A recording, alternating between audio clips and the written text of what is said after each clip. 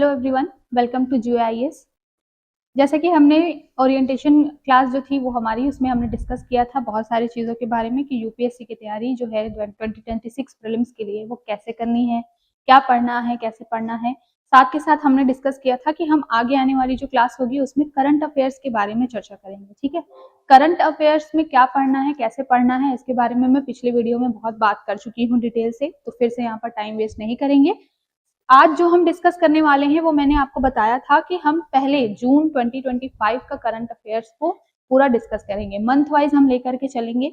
एक दो दिन आपकी क्लास, एक दो दिन में आपका एक मंथ का जो पूरा करंट अफेयर्स है जो कि इम्पोर्टेंट है, रेलेवेंट है, जो आपसे एग्जाम में पूछा जा सकता है, उसको हम डिस्कस कर लेंगे। ठीक है, तो सबसे पहले हम आज जो है जून 2025 का जो करंट अफेयर डिस्कस करने वाले हैं उसमें हम पॉलिटी के टॉपिक्स को डिस्कस करेंगे। ठीक है, हम सब्जेक्ट वाइज चलेंगे। जैसे कि मैंने आपसे लास्ट क्लास में बोला था कि लगभग 130 टू 135 डेज हमारे पास में बचे हुए हैं, तो यहाँ पर हमको सेग्रीगेट करके चलना पड़ेगा कि कौन से सब्जेक्ट्स को हम कितने दिनों में कंप्लीट करेंगे। तो हर सब्जेक्ट अगर हम इन डेज को डिवाइड करेंगे तो लगभग लगभग आपको मोर और लेस 6-7 सब्जेक्ट जो है वो पढ़ने हैं। ठीक है ना, मेजर जो 4 सब्जेक्ट्स है प्लस मैपिंग और आईआर के क्वेश्चंस जो आप जो टॉपिक्स हैं उसको अगर आप मर्ज कर दे तो 7-8 ऐसे आपके सब्जेक्ट बनेंगे। और इन 35 डेज में हमको उन सब्जेक्ट्स को कवर करना है, तो हर सब्जेक्ट को हमको टाइम में डिवाइड करना पड़ेगा कि कौन सा सब्जेक्ट को हमें कितना टाइम देना है। जब मैंने बात की थी लास्ट क्लास में तो मैंने बताया था कि कुछ मेजर सब्जेक्ट्स हैं, जैसे कि पॉलिटी हुआ, इकोनॉमिक्स हुआ, ज्योग्राफी और हिस्ट्री। यहाँ से बहुत ज्यादा क्वेश्चन पूछे जाते हैं और ये बहुत बड़ा है, इसका सिलेबस बहुत वाइड है, तो इन सारे सब्जेक्ट्स को हमको थोड़ा ज्यादा टाइम देना पड़ेगा। और बाकी सारे जो सब्जेक्ट्स हैं जैसे मैपिंग आईआर हो गया, तो वहां पर क्या है, वो जनरली 5-6 क्लासेस में आपका वो टॉपिक डिस्कस हो जाएगा, कंप्लीट हो जाएगा। ठीक है, तो अभी हम जो पॉलिटी स्टार्ट करने वाले हैं, हर महीने को हम 2 पार्ट्स में डिवाइड करेंगे। जैसे जून मंथ का करंट अफेयर्स हम डिस्कस करेंगे तो शायद वो 2 क्लासेस में आपका पूरा जून मंथ का कंप्लीट हो जाए, फिर ऐसे जुलाई, अगस्त, सितंबर ऐसे करके हम चलेंगे और 30 अप्रैल तक का या फिर 15 अप्रैल तक का 2026 तक का आपको करंट अफेयर्स क्या करेंगे, हम डिस्कस करेंगे यहाँ पर। बिकॉज इतने ही समय का क्वेश्चन पूछा जाता है, मई में एग्जाम है तो आपसे अप्रैल तक का ही करंट अफेयर्स पूछा जाएगा। ठीक है, तो सबसे पहले टाइम वेस्ट नहीं करते हैं और चलते हैं हमारे पहले टॉपिक की तरफ। पॉलिटी जो है वो मैं आपसे उम्मीद कर रही हूँ कि आपने कॉन्सेप्ट पढ़ लिया होगा, थोड़ा बहुत तो पढ़ा ही होगा, बुक वगैरह पढ़ी होगी, स्टैटिक जो अंडरस्टैंडिंग, बेसिक अंडरस्टैंडिंग है वो आपको होगी। ठीक है, अगर नहीं भी है तो आप तैयारी शुरू कर दीजिए भैया, ये तो बिल्कुल मामला ऐसा नहीं है कि कुछ भी बिना पढ़े और हमने टॉपिक स्टार्ट कर दिया, यूपीएससी का एग्जाम है, हलवा तो है नहीं। तो हमें क्या करना है कि पहले स्टैटिक को थोड़ा सा पढ़ लेना है और उसके बाद करंट अफेयर्स को हमको डिस्कस करना है। तो हम जो करंट अफेयर्स यहाँ डिस्कस करेंगे वो आपका फैक्चुअल तो होगा ही, लेकिन उसमें पीछे जो कॉन्सेप्ट है उसको भी हम थोड़ा थोड़ा डिस्कस करते चलेंगे। मैं ये मान के चल रही हूँ कि आपने स्टैटिक पढ़ा हुआ है, आपको चीजें थोड़ी सी बेसिक अंडरस्टैंडिंग है। उसके बावजूद भी अगर कोई टॉपिक ऐसा है जो बहुत इंपॉर्टेंट है तो मैं उसको थोड़ा सा डेप्थ में जाकर के स्टैटिक के साथ भी आपको डिस्कस करूंगी, सो दैट ऊपर से आपकी चीजें न चली जाए। ठीक है, आपको चीजें समझ में आए। ओके, तो सबसे पहला टॉपिक जो पॉलिटी का है वो क्या है हमारा, ये जून मंथ का करंट है, ट्रस्ट बेस्ड रेगुलेशन एंड जन विश्वास एक्ट 2023। अब हम तो 2025 का करंट पढ़ रहे हैं, यहाँ पर लिखा हुआ है 2023। तो ये क्यों लिखा गया है कि 2023 में ये जन विश्वास एक्ट आया था। ठीक है ना, नाम क्या है याद रखिएगा, जन विश्वास।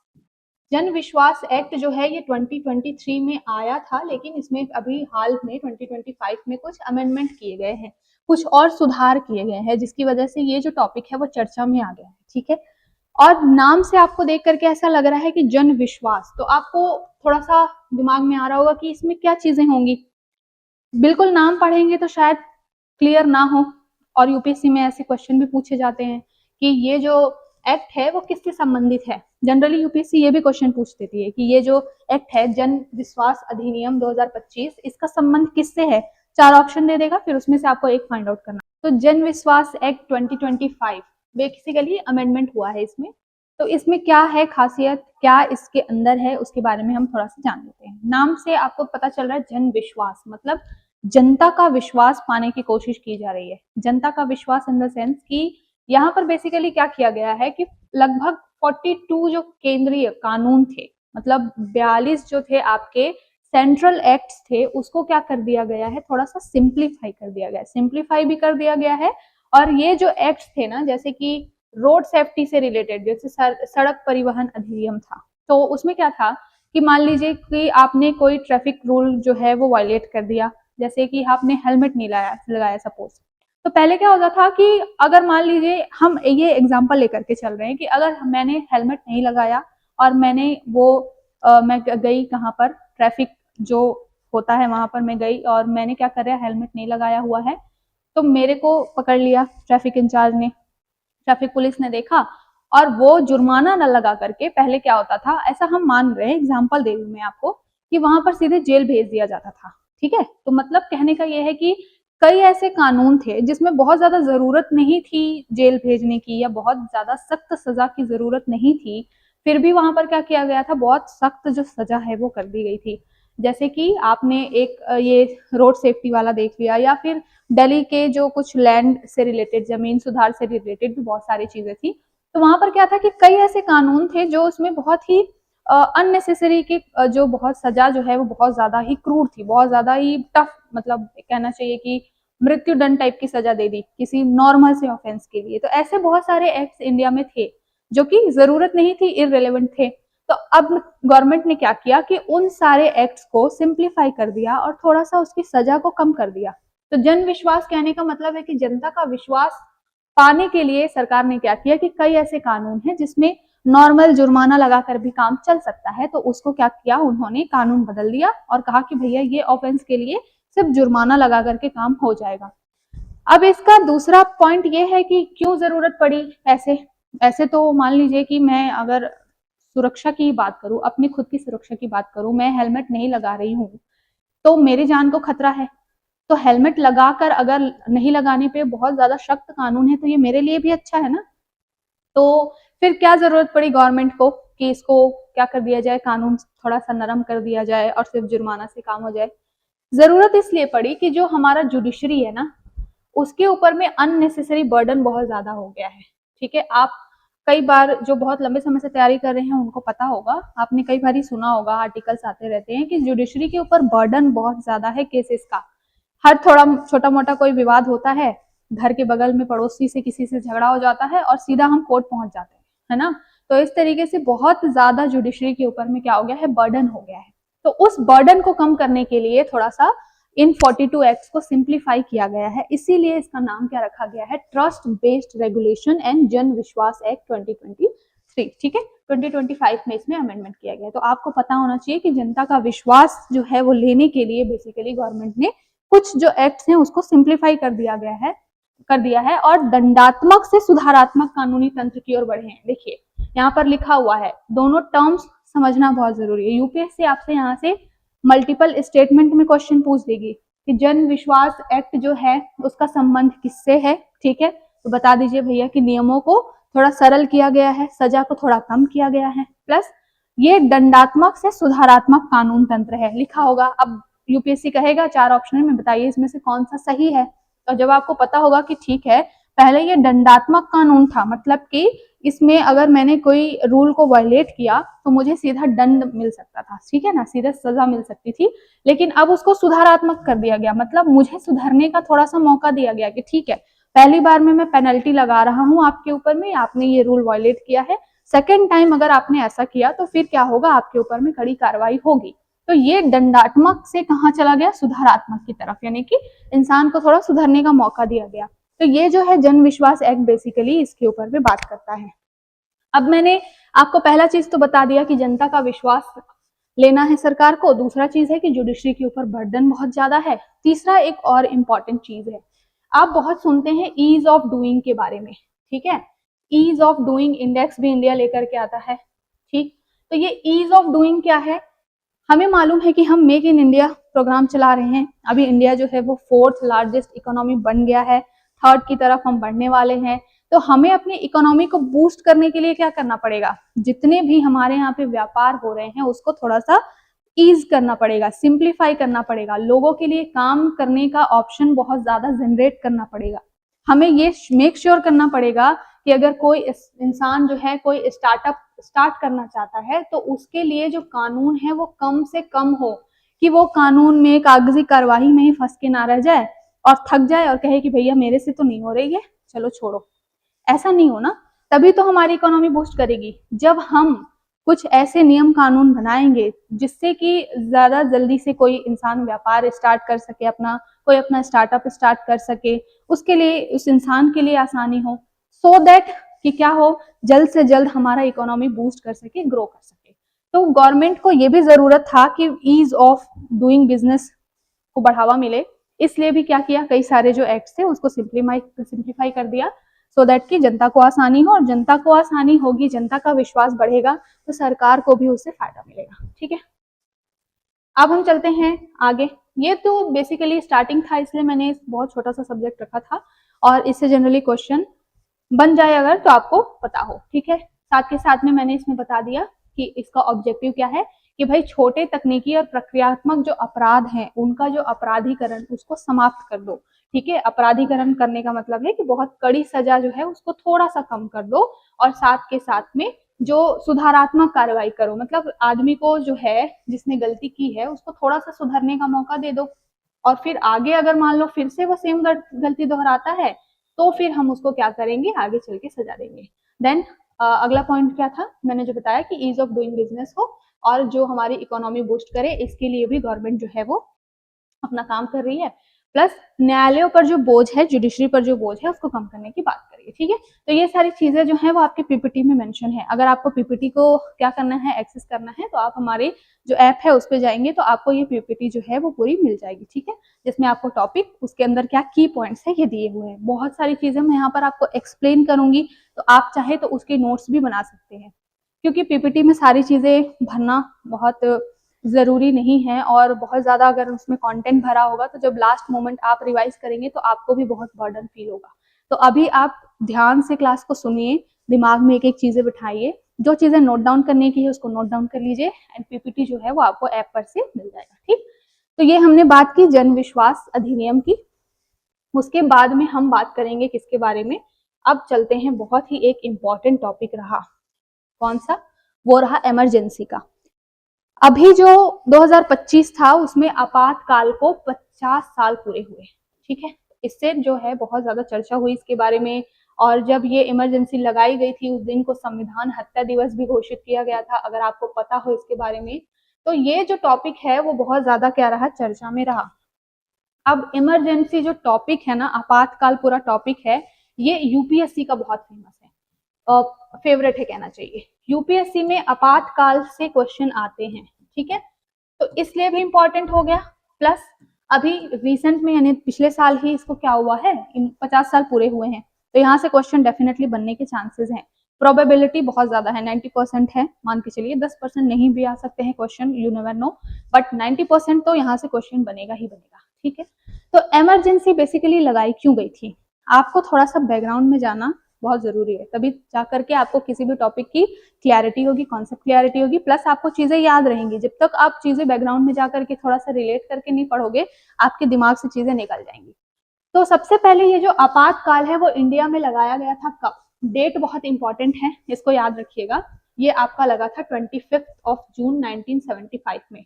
25 जून 1975 को इंडिया में इमरजेंसी लगाई गई थी, और इस समय में किसकी सरकार थी, तो श्रीमती इंदिरा गांधी जी की सरकार थी।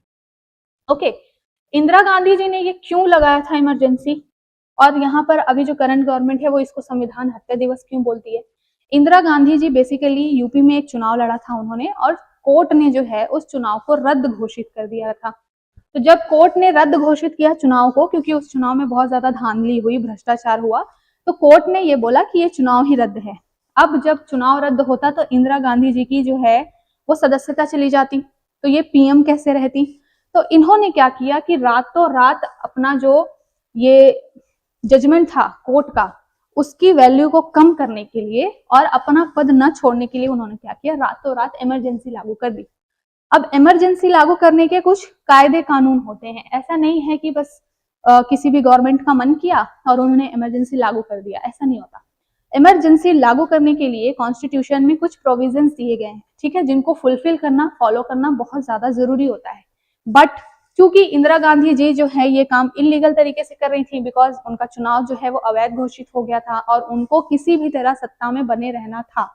तो उन्होंने क्या किया कि संविधान में ही अमेंडमेंट कर दिया, संविधान में बहुत सारे बदलाव कर दिए।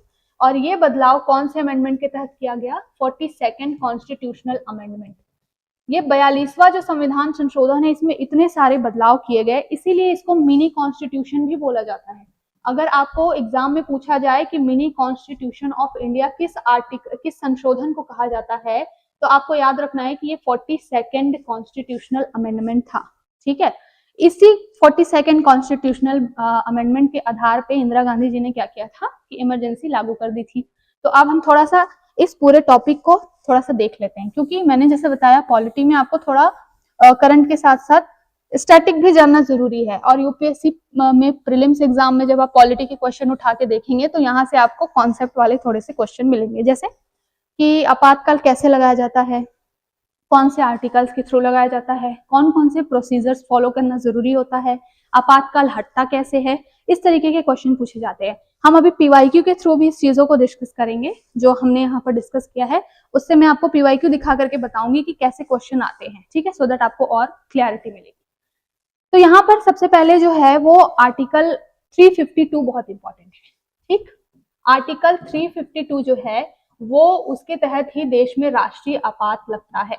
अब अगर आप पॉलिटी का आपातकाल वाला चैप्टर उठा करके देखेंगे तो आपको 3 तरीके के आपातकाल मिलेंगे। ठीक है ना, 3 तरीके के कौन कौन से? एक तो आर्टिकल 352 के तहत मिलेगा, दूसरा आपको आर्टिकल 356 मिलेगा और तीसरा आपको 360 मिलेगा।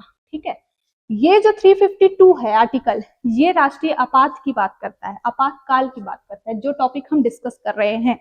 बट ये जो आर्टिकल 356 है ये प्रेसिडेंट रूल यानी कि राष्ट्रपति शासन की बात करता है। इसको लागू करने के अलग प्रोसीजर्स हैं, जो हम कभी और टॉपिक आएगा तो वहां पर डिटेल में डिस्कस करेंगे। ठीक है, तो राष्ट्रपति शासन बेसिकली किसी एक स्टेट में या किसी एक एरिया में लगता है जहां पर जो गवर्निंग जो बॉडीज हैं, जैसे विधानसभा है, वो अगर ढंग से काम नहीं कर रही है, जो मंत्री मान लीजिए छत्तीसगढ़ या कोई भी स्टेट है, तो अगर वहां पर कार्यपालिका जो है विधायिका जो है वो ढंग से काम नहीं कर रही है, उस राज्य की विधायिका यानी कि विधानसभा या जो मंत्रालय है वो सही काम नहीं कर रहा है, तो अगर सेंट्रल गवर्नमेंट चाहे तो वहां पर राष्ट्रपति शासन लगा देगी। तो ये टोटली डिफरेंट मैटर है। तीसरा जो आपातकाल लगता है वो 360 यानी कि वित्तीय आपात। वित्तीय आपात जब देश के पास पैसा ही नहीं है गवर्नमेंट को चलाने के लिए, तब वो क्या करती है, आर्टिकल 360 के तहत वित्तीय आपात लगा देती है।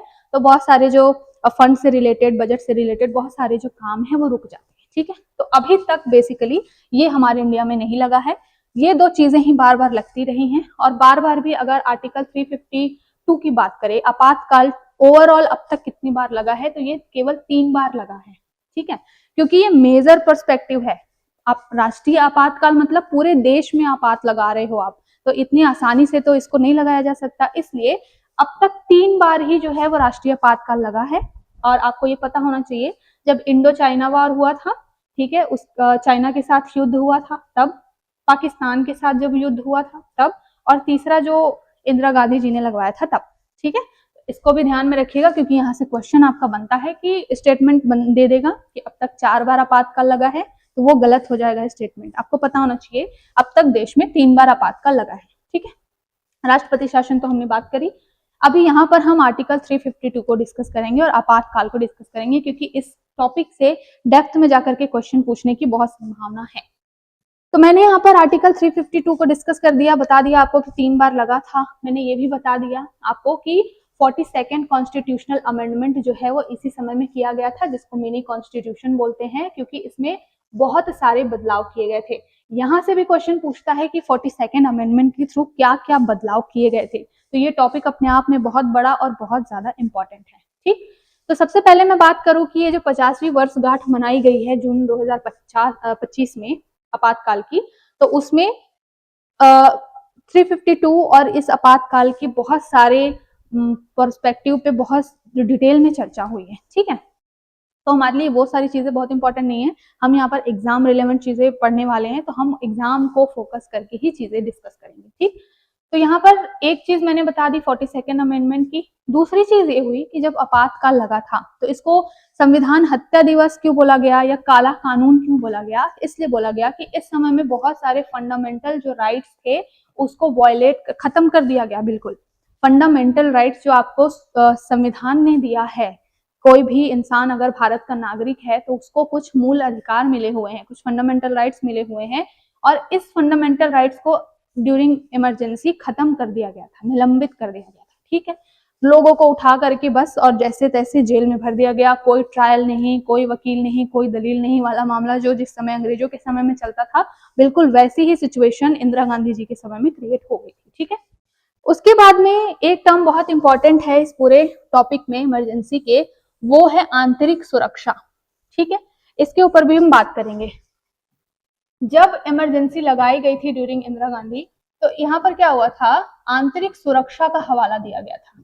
ठीक है, आंतरिक सुरक्षा कहने का मतलब है कि इंदिरा गांधी जी ने इस बेसिस पे इमरजेंसी लगाई थी कि देश में चीजें ठीक नहीं हो रही हैं। ठीक नहीं हो रही है मतलब कि जो समय जेपी मूवमेंट चल रहा था, जयप्रकाश नारायण जी के बारे में आपने हिस्ट्री में पढ़ा होगा, तो जयप्रकाश नारायण जी इंदिरा गांधी के खिलाफ, उनकी गवर्नमेंट ने जो करप्शन किया था उसके खिलाफ में मूवमेंट चला रहे थे, और तब यहाँ पर ये आंतरिक सुरक्षा की बात करके, इंटरनल डिस्टर्बेंस की बात करके इंदिरा गांधी जी ने क्या किया था, ये इमरजेंसी लागू कर दी थी। ठीक है, इस टर्म को भी जानना बहुत जरूरी है, बिकॉज आने वाले समय में जब 44th कॉन्स्टिट्यूशनल अमेंडमेंट आया, जब इंदिरा गांधी जी की सरकार खत्म हुई, आपातकाल खत्म हुआ, जनता पार्टी की गवर्नमेंट आई, तो उन्होंने क्या किया कि 42nd अमेंडमेंट के थ्रू जितने भी गलत चीजें हुई थी, मिनी कॉन्स्टिट्यूशन में जितनी भी गलत गलत प्रोविजंस जुड़े गए थे, उन सबको क्या किया, 44th कॉन्स्टिट्यूशन से हटा दिया। ठीक है, तो यहाँ पर ये आंतरिक सुरक्षा का शब्द भी जो है उसको भी बदल दिया गया, बिकॉज आंतरिक सुरक्षा कहने का क्या मतलब है कि अगर मान लीजिए कि किसी छोटे से एरिया में ही दो गुटों के बीच में झड़प हो गई, तो वहां पर क्या गवर्नमेंट पूरे देश में आपातकाल लगा देगी? अगर आंतरिक सुरक्षा ही केवल टॉपिक हो और यही केवल आधार हो, तो किसी भी एरिया को डिस्टर्बेंस के नाम पे पूरे देश में आपातकाल लगाना तो बहुत इजी हो जाएगा। इसलिए इस आंतरिक सुरक्षा शब्द को बदल दिया गया और आगे आने वाले समय में उसको क्या किया गया, सशस्त्र विद्रोह। ठीक है, तो इसको भी, इस टर्म को भी याद रखिएगा, बिकॉज क्वेश्चन ऐसा पूछा जाता है कि कौन से अमेंडमेंट के थ्रू इस आंतरिक सुरक्षा को बदल करके सशस्त्र विद्रोह कर दिया गया था। ठीक है, तो इसको भी ध्यान में रखिएगा। तो ये जो है बेसिकली आपातकाल से रिलेटेड कुछ इंपॉर्टेंट टॉपिक्स हैं। उसके बाद में एक कानून और है जो आपको यहाँ पर मेंशन किया गया है, मीशा। मीशा जो है क्या है, ये भी 1975 के थ्रू ही बेसिकली मीशा एक्ट है, ये 1971 में आया था, जब इंडिया जो है वो बांग्लादेश की आजादी के लिए सपोर्ट कर रहा था बांग्लादेश को। ठीक है, आपको पता है कि 1971 में जो वॉर हुई थी और पाकिस्तान जो है वो बांग्लादेश को ऑक्यूपाई करना चाहता था, और इंदिरा गांधी जी ने वहां पर अपने सैनिक भेज करके क्या किया था, बांग्लादेश को आजाद करवाया था। ठीक है, तो उसी समय में ये मीशा एक्ट बना था 1971 का। बेसिकली इसमें क्या था कि अगर कोई बांग्लादेश से अवैध रूप से आ जाता है और इंडिया में डिस्टर्बेंस क्रिएट करने की कोशिश करता है, तो उसको बिना किसी ट्रायल के सीधा जेल के अंदर कर दिया जाएगा। ठीक है, तो ये मीशा एक्ट था। इसी मीशा एक्ट का यूज जो है वो इंदिरा गांधी सरकार ने क्या किया था, वो इमरजेंसी के टाइम पे किया था। ठीक है, तो इसलिए ये कानून के बारे में भी आपको पता होना जरूरी है। तो 1975 में भी ड्यूरिंग इमरजेंसी भी मीशा एक्ट को लागू कर दिया गया था। तो ये सारे टॉपिक्स मैं आपको क्यों बता रही हूँ, बिकॉज मैंने आपको पहले बताया है कि यूपीएससी जो है वो कोई टॉपिक चर्चा में है तो वहां से रैंडम क्वेश्चन नहीं पूछती, वो थोड़ा उस टॉपिक के डेप्थ में जा करके थोड़ा सा आपको उसका बैकग्राउंड जानने के लिए आपको क्या करती है, फोर्स करती है कि आप कोई टॉपिक आपने सुना तो ऐसा नहीं कि आपने बस उसको सुन लिया, जान लिया, बस खत्म, ऐसा नहीं। आपको थोड़ा सा दिमाग एनालाइज करना पड़ेगा कि उसके पीछे कारण क्या था, उसके इम्पैक्ट क्या क्या हुए, क्यों ये चीजें क्रिएट हुई, इन सब चीजों की। इसलिए हम थोड़ा सा इस टॉपिक को थोड़ा डिटेल में जाकर के पढ़ रहे हैं। हर टॉपिक हम इतना डिटेल में नहीं पढ़ेंगे, बट ये टॉपिक बहुत इंपॉर्टेंट है, इसलिए हम इसको डिटेल में पढ़ रहे हैं। ठीक है, तो मैंने अभी तक आपको इमरजेंसी से रिलेटेड क्या क्या चीजें बताई, 352 बता दिया, 42nd अमेंडमेंट बता दिया, आंतरिक सुरक्षा बता दी, मीशा एक्ट 1971 बता दिया। ओके, तो ये सारी चीजें आपको पता होनी चाहिए। देन नेक्स्ट जो आपका है, ये आपको डेट वगैरह याद रखनी है तो रख लीजिए, वैसे इतना बहुत इंपॉर्टेंट नहीं है। मैंने ये बताया ही आपको कि आंतरिक अशांति जो है यही आधार थी, आर्टिकल 352 के तहत राष्ट्रीय आपातकाल लगाया गया था। अब थोड़ा सा हम देख लेते हैं कि ये जो पूरा मामला है वो हुआ क्या। तो आपको कुछ जजमेंट्स याद रखना बहुत जरूरी है और कुछ इमरजेंसी के कारण याद रखना, क्योंकि हो सकता है कि आपसे ये चीजें पूछ ली जाए, ठीक है। तो यहाँ पर जो जजमेंट्स हैं, एक एडीएम जबलपुर केस था, बहुत ही फेमस केस है, इमरजेंसी से रिलेटेड है, पता होना चाहिए, स्टेटमेंट में पूछ देगा तो हमें मालूम हो, ठीक है। तो इसलिए जो एडीएम जबलपुर वाला केस था वो इसी समय आपातकाल के समय में ही आया था, जिसमें क्या किया गया था कि कोर्ट की भी पावर को सप्रेस कर दिया गया था, फंडामेंटल राइट्स खत्म कर दिए गए थे। तो इन्हीं सारी चीजों को लेकर के कोर्ट में मामला गया था, ठीक। अब हम बात करते हैं इमरजेंसी से रिलेटेड कुछ और टॉपिक्स की जहां से क्वेश्चन बनते हैं। जैसा कि मैंने बताया आपको कि कुछ मौलिक अधिकार जो है वो क्या कर दिए गए थे, इमरजेंसी के थ्रू खत्म कर दिए गए थे, ठीक है। तो वो कौन कौन से अधिकार थे? बेसिकली 2 आर्टिकल्स हैं हमारे कॉन्स्टिट्यूशन में, ठीक। उसके कौन कौन से वो आर्टिकल्स हैं? एक तो आर्टिकल है आपका 358 और दूसरा आर्टिकल है 359, ठीक है। जब आप कॉन्स्टिट्यूशन पढ़ेंगे तो आपको एक आर्टिकल मिलेगा, आर्टिकल 358। आर्टिकल 358 क्या कहता है कि जब कभी भी राष्ट्र के देश के अंदर में अगर कोई बाह्य आक्रमण हो जाए या सशस्त्र विद्रोह उसमें टर्म नहीं है, बाह्य आक्रमण हो जाए अगर, तो क्या होगा कि आर्टिकल 19 जो है, आर्टिकल 19 एक फंडामेंटल राइट है, आपको पता होना चाहिए। तो ये मौलिक अधिकार क्या है? स्वतंत्रता। आपने पढ़ा होगा फंडामेंटल राइट चैप्टर में आर्टिकल 19 के बारे में। ये क्या करता है? देश के नागरिकों को कहीं पर भी घूमने की, रहने की, कोई भी व्यवसाय चालू करने की, वाक और अभिव्यक्ति की, मतलब कि freedom of speech and expression, ये सारी चीजें आर्टिकल 19 आपको प्रोवाइड करता है। ये एक फंडामेंटल राइट है, और फंडामेंटल राइट है मतलब आप डायरेक्ट इसके लिए आप आर्टिकल 32 के तहत सुप्रीम कोर्ट जा सकते हैं अगर आपके इन फंडामेंटल राइट्स को कोई छीनता है तो। बट ड्यूरिंग इमरजेंसी क्या हुआ कि ये जो आर्टिकल 19 और ये आर्टिकल 20 और 21 इनको भी खत्म कर दिया गया था, ठीक है।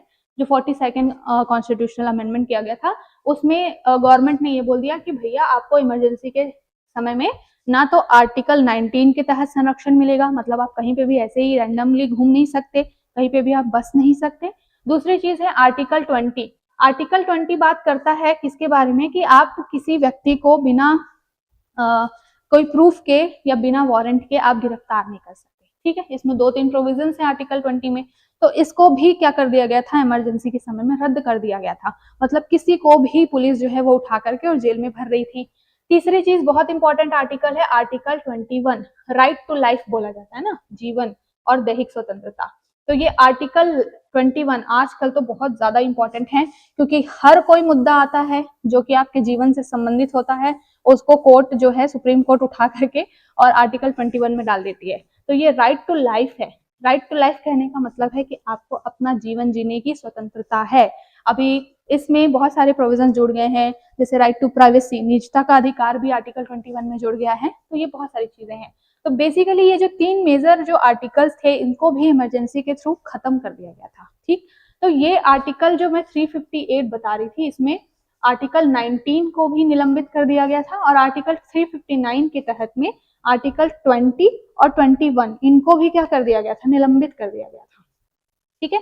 तो ये जो है इसके बारे में भी आपको थोड़ा सा पता होना चाहिए कि आर्टिकल 20 क्या है, 358 आर्टिकल क्या है, 359 आर्टिकल क्या है, ओके। साथ के साथ में मैं एक और चीज इसमें है प्रेस सेंसरशिप के बारे में। तो ये जो है इमरजेंसी के समय में बहुत सारी जो इंटरनल चीजें हो रही थी जो गवर्नमेंट के खिलाफ जा रही थी, तो गवर्नमेंट ने क्या किया था कि प्रेस पर सेंसरशिप लगा दिया था कि न्यूज मीडिया में छप ही ना पाए कि गवर्नमेंट इतना गलत काम जो है वो लोगों के साथ में कर रही है। पॉलिटिकल लीडर्स को बिल्कुल उठा करके ऐसे ही रैंडमली जेल में भर दिया गया बिना किसी पूछताछ के, बिना किसी वारंट के। तो ये सारी चीजें इमरजेंसी के समय में चल रही थी, तो उस टॉपिक को हमने जाना, बट उस टॉपिक से रिलेटेड जो क्वेश्चन पूछे जा सकते हैं यूपीएससी में वो हमने यहाँ पर डिस्कस कर लिया, ठीक है। अब हम चलते हैं अपने नेक्स्ट। जैसे मैंने बताया आपको कि जो 42nd कॉन्स्टिट्यूशनल अमेंडमेंट था उसको क्या बोला जाता है, mini constitution of India, because उसमें बहुत सारे जो है अमेंडमेंट कर दिए गए थे जो कि जनता के लिए सही नहीं थे।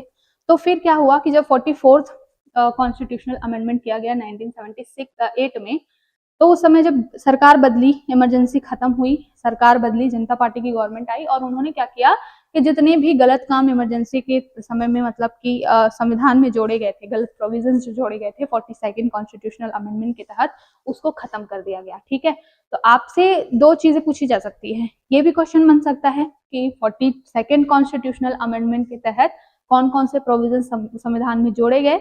आपसे ये भी क्वेश्चन पूछ सकता है कि 44th कॉन्स्टिट्यूशनल अमेंडमेंट के तहत कौन कौन से जो सब टॉपिक्स हैं उसको संविधान से हटाया गया और कौन सी अच्छी चीजें जो हैं वो 44th कॉन्स्टिट्यूशनल अमेंडमेंट से जोड़ी गई। बेसिकली आपको चीजें याद रखनी है, एक दो अच्छी बातों को छोड़ दिया जाए अगर 42nd कॉन्स्टिट्यूशनल अमेंडमेंट में, तो ज्यादातर नेगेटिव जो है वो बदलाव किए गए थे 42nd कॉन्स्टिट्यूशनल अमेंडमेंट में। नेगेटिव इन द सेंस, तो सेंट्रल गवर्नमेंट थी वो एक कंट्रोल बिठाने के लिए जनता के ऊपर में काम कर रही थी। ठीक है, तो आपको ये पता हो कि अगर कुछ एग्जाम में सपोज मान लीजिए याद ना आए आपको, तो आप ये भी कर सकते हैं कि अगर आपसे ये पूछा जाए कि कुछ अच्छा हुआ जो कि जनता के हित में था, आम जनता मतलब जो है कॉमन पीपल जो है उसके हित में था कोई प्रोविजन, तो आप एक दिमाग लगा सकते हैं कि हाँ ये शायद 44th कॉन्स्टिट्यूशनल अमेंडमेंट के थ्रू ही ये इसको जोड़ा गया होगा, बिकॉज 42nd अमेंडमेंट में तो जनता के खिलाफ ही चीजें जा रही थी। ठीक है, तो एक थोड़ा सा कॉमन सेंस, अगर एग्जाम में बिल्कुल चीजें याद नहीं आ रही है ये तब के लिए है। ओके, तो ठीक है, यहाँ पर हम देख लेते हैं कि जैसे मैंने बहुत सारी चीजें बता दी आपको, अब यहाँ पर हम थोड़ा सा देखते हैं कि क्वेश्चन किस तरीके से आते हैं। ठीक, तो क्वेश्चन में देखिए सबसे पहला जो क्वेश्चन है, under which article can the president declare a national emergency. देखा यहाँ पर क्वेश्चन मैंने बताया कि इस तरीके से क्वेश्चन पूछे जाते हैं, और देखो आ गया यहाँ पर आर्टिकल 352 जो है उसके तहत क्या किया जाता है, प्रेसिडेंट जो है वो नेशनल इमरजेंसी लगा सकते हैं। अब यहाँ पर जो प्रेसिडेंट है इसके ऊपर भी बहुत मुद्दा हुआ था। बेसिकली क्या था, जब इमरजेंसी लगी थी उस समय में जो गवर्नमेंट थी उन्होंने ये बोला कि राष्ट्रपति जी ने आपातकाल लगा दिया है, जो भी प्रोसीजर्स थे फॉलो नहीं किए गए। जनरली क्या होता है कि कैबिनेट लिख करके देती, लिखित में देती कैबिनेट किसको, प्रेसिडेंट को, कि भैया आपातकाल लगाना है आप लगा दीजिए, बिकॉज आपके कॉन्स्टिट्यूशन में ये चीजें मेंशन की गई है कि प्रेसिडेंट कार्यपालिका के अनुसार ही काम करेंगे, जितना कार्यपालिका या मंत्रिमंडल कहेगी प्रेसिडेंट को उतना ही करना है। तो ये जो प्रूफ था लिखित में, ये इमरजेंसी के समय में दिया नहीं गया, बस इंदिरा गांधी जी ने बोल दिया कि प्रेसिडेंट साहब ने इमरजेंसी लगा दी है। तो ये जो चीजें हुई क्यों हुई, बिकॉज 42nd अमेंडमेंट कर दिया गया था और उसमें मेंशन कर दिया गया था कि अगर राष्ट्रपति इमरजेंसी लगाते हैं तो उसको किसी भी कोर्ट में जो है कोई भी कोर्ट उस पर न्यायिक समीक्षा नहीं कर पाएगी, यानी कि जो जुडिशियल रिव्यू है वो नहीं हो पाएगा। मतलब कि राष्ट्रपति सही कर रहे हैं गलत कर रहे हैं इस पर कोई चर्चा होगी ही नहीं। ये कब किया गया, ये आपातकाल के समय में किया गया 42nd कॉन्स्टिट्यूशनल अमेंडमेंट से। तो ये चीज तो बहुत गलत है ना, अगर कोई गवर्नमेंट मान लीजिए तानाशाह हो जाए और वो सारी चीजों को खुद से कंट्रोल करना चाहे, तो वो क्या करेगा कि बोल देगा कि भैया राष्ट्रपति जी ने बोला है आपातकाल लगा दो, ये तो बहुत गलत हो गया। तो कुछ एक सॉलिड प्रोसीजर होना चाहिए जिसको फॉलो करके ही ये चीजें इम्प्लीमेंट हो। इसके लिए 44th जो कॉन्स्टिट्यूशनल अमेंडमेंट किया गया उसमें चीजें लिखी गई कि देखो ऐसा नहीं चलेगा कि कैबिनेट ने बोल दिया कि इमरजेंसी लगानी है और बस लग गया, नहीं, कैबिनेट को लिखित रूप में देना पड़ेगा राष्ट्रपति को कि आप इमरजेंसी लगाइए।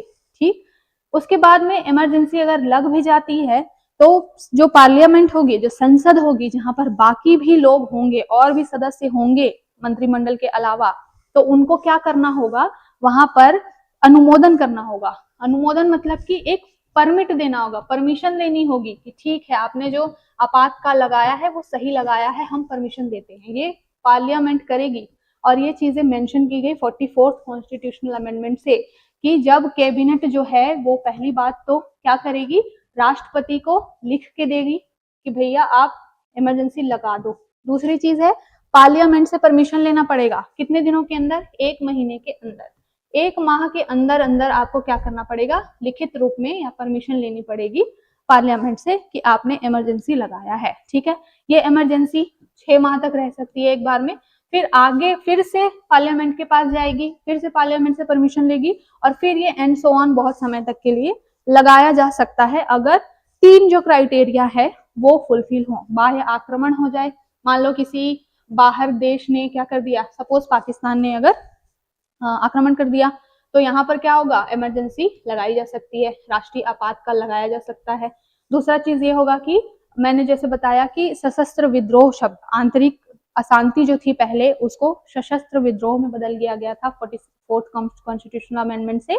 तो अगर सशस्त्र विद्रोह हो जाता है, मतलब कि देश के अंदर ही कोई ऐसा ग्रुप है जो क्या कर देता है, विद्रोह कर देता है हथियारों के साथ में, ठीक है। मान लीजिए कि अभी जैसे हमारे पैरामिलिट्री फोर्सेज हैं, ठीक, या फिर बॉर्डर सिक्योरिटी के लिए बहुत सारे फोर्सेज हैं हमारे यहाँ, अगर वो क्या करे, हमारी ही गवर्नमेंट के खिलाफ हो जाए। जैसे कि आपको एक न्यूज पता होगी, अफ्रीका में सूडान एक कंट्री है, वहां पर जो उनके आर्मी फोर्सेज हैं और जो उनकी पैरामिलिट्री फोर्सेज है, उनके बीच में ही कॉन्फ्लिक्ट हो रहा है, और वो दोनों जो है वो सत्ता हथियाना चाहते हैं। तो अगर सपोज इस तरीके की कंडीशन इंडिया में हो जाए, सशस्त्र विद्रोह हो जाए, हमारे ही जो आर्मी मेंबर्स या हमारी ही पैरामिलिट्री फोर्स जो है वो इंडिया के अंदर रिबेल कर दे, तो ऐसे कंडीशन में भी आपातकाल लगा सकता है। उस समय भी गवर्नमेंट को चाहिए ना कंट्रोल, कि भैया तुम्हारे जो राइट्स हैं कुछ भी विद्रोह करने के, ये बिल्कुल यहाँ पर नहीं चलेंगे। जो गवर्नमेंट होगी वो सारी चीजें डिस्कस करेंगी, वही सारी चीजें डिसाइड करेंगी, तो इस कंडीशन में भी हम आपातकाल लगा सकते हैं। तो ये जो टॉपिक है उसको आपको इसी तरीके से पढ़ना है, हॉलिस्टिकली कवर करना है, एक एक प्रोविजन, एक एक टॉपिक, यहाँ से क्वेश्चन बनेंगे, ठीक। उसके बाद में हम चलते हैं इसके कुछ और एक दो क्वेश्चन देखते हैं जहां से पूछे जाते हैं प्रश्न। देखिए, विच amendment replaced internal disturbance with armed rebellion. अभी मैंने बताया कि यहाँ पर क्वेश्चन बनता है, ध्यान से आपको पता होना चाहिए। तो कौन सा कॉन्स्टिट्यूशनल अमेंडमेंट था जिसने आंतरिक जो अशांति थी, यानी कि इंटरनल डिस्टर्बेंस था, उसको हटा करके आर्म्ड रिबेलियन यानी कि सशस्त्र विद्रोह कर दिया। तो कौन सा वो कॉन्स्टिट्यूशनल अमेंडमेंट था, 44th कॉन्स्टिट्यूशनल अमेंडमेंट था, ठीक है। तो यहाँ से भी क्वेश्चन पूछा गया है। आपको पीवाईक्यू इसलिए देखना है कि आप जो टॉपिक पढ़ रहे हैं वहां से क्वेश्चन वाकई में आता है, नहीं आता है, और आता भी है तो किस तरीके से आता है, क्योंकि सब चीज पढ़ना तो पॉसिबल है ही नहीं, बहुत सारी चीजें हैं, पूरा कॉन्स्टिट्यूशन बहुत बल्कि है। कहाँ पढ़ना है, कितना पढ़ना है और कैसे पढ़ना है, ये जानना बहुत जरूरी है, ठीक है। तो ये क्वेश्चन, 2 क्वेश्चन हुए। तीसरा क्वेश्चन क्या है, Who must recommend in writing before the president can declare a national emergency? अभी मैंने आपको बताया कि प्रेसिडेंट जो है उनको लिखित में देना पड़ेगा, और ये लिखित में कौन देगा, ये देगी आपकी कैबिनेट, ठीक है। कैबिनेट लिख करके देगी कि जो देश में चीजें अच्छी नहीं चल रही हैं, सही नहीं चल रही हैं, आप इमरजेंसी लगा दो। तो यहाँ पर कैबिनेट जो है वो ऑप्शन में है। कैबिनेट जब लिखित में देगी, लिख करके देगी किसको, प्रेसिडेंट को, तब जा करके इमरजेंसी जो है वो लगेगी।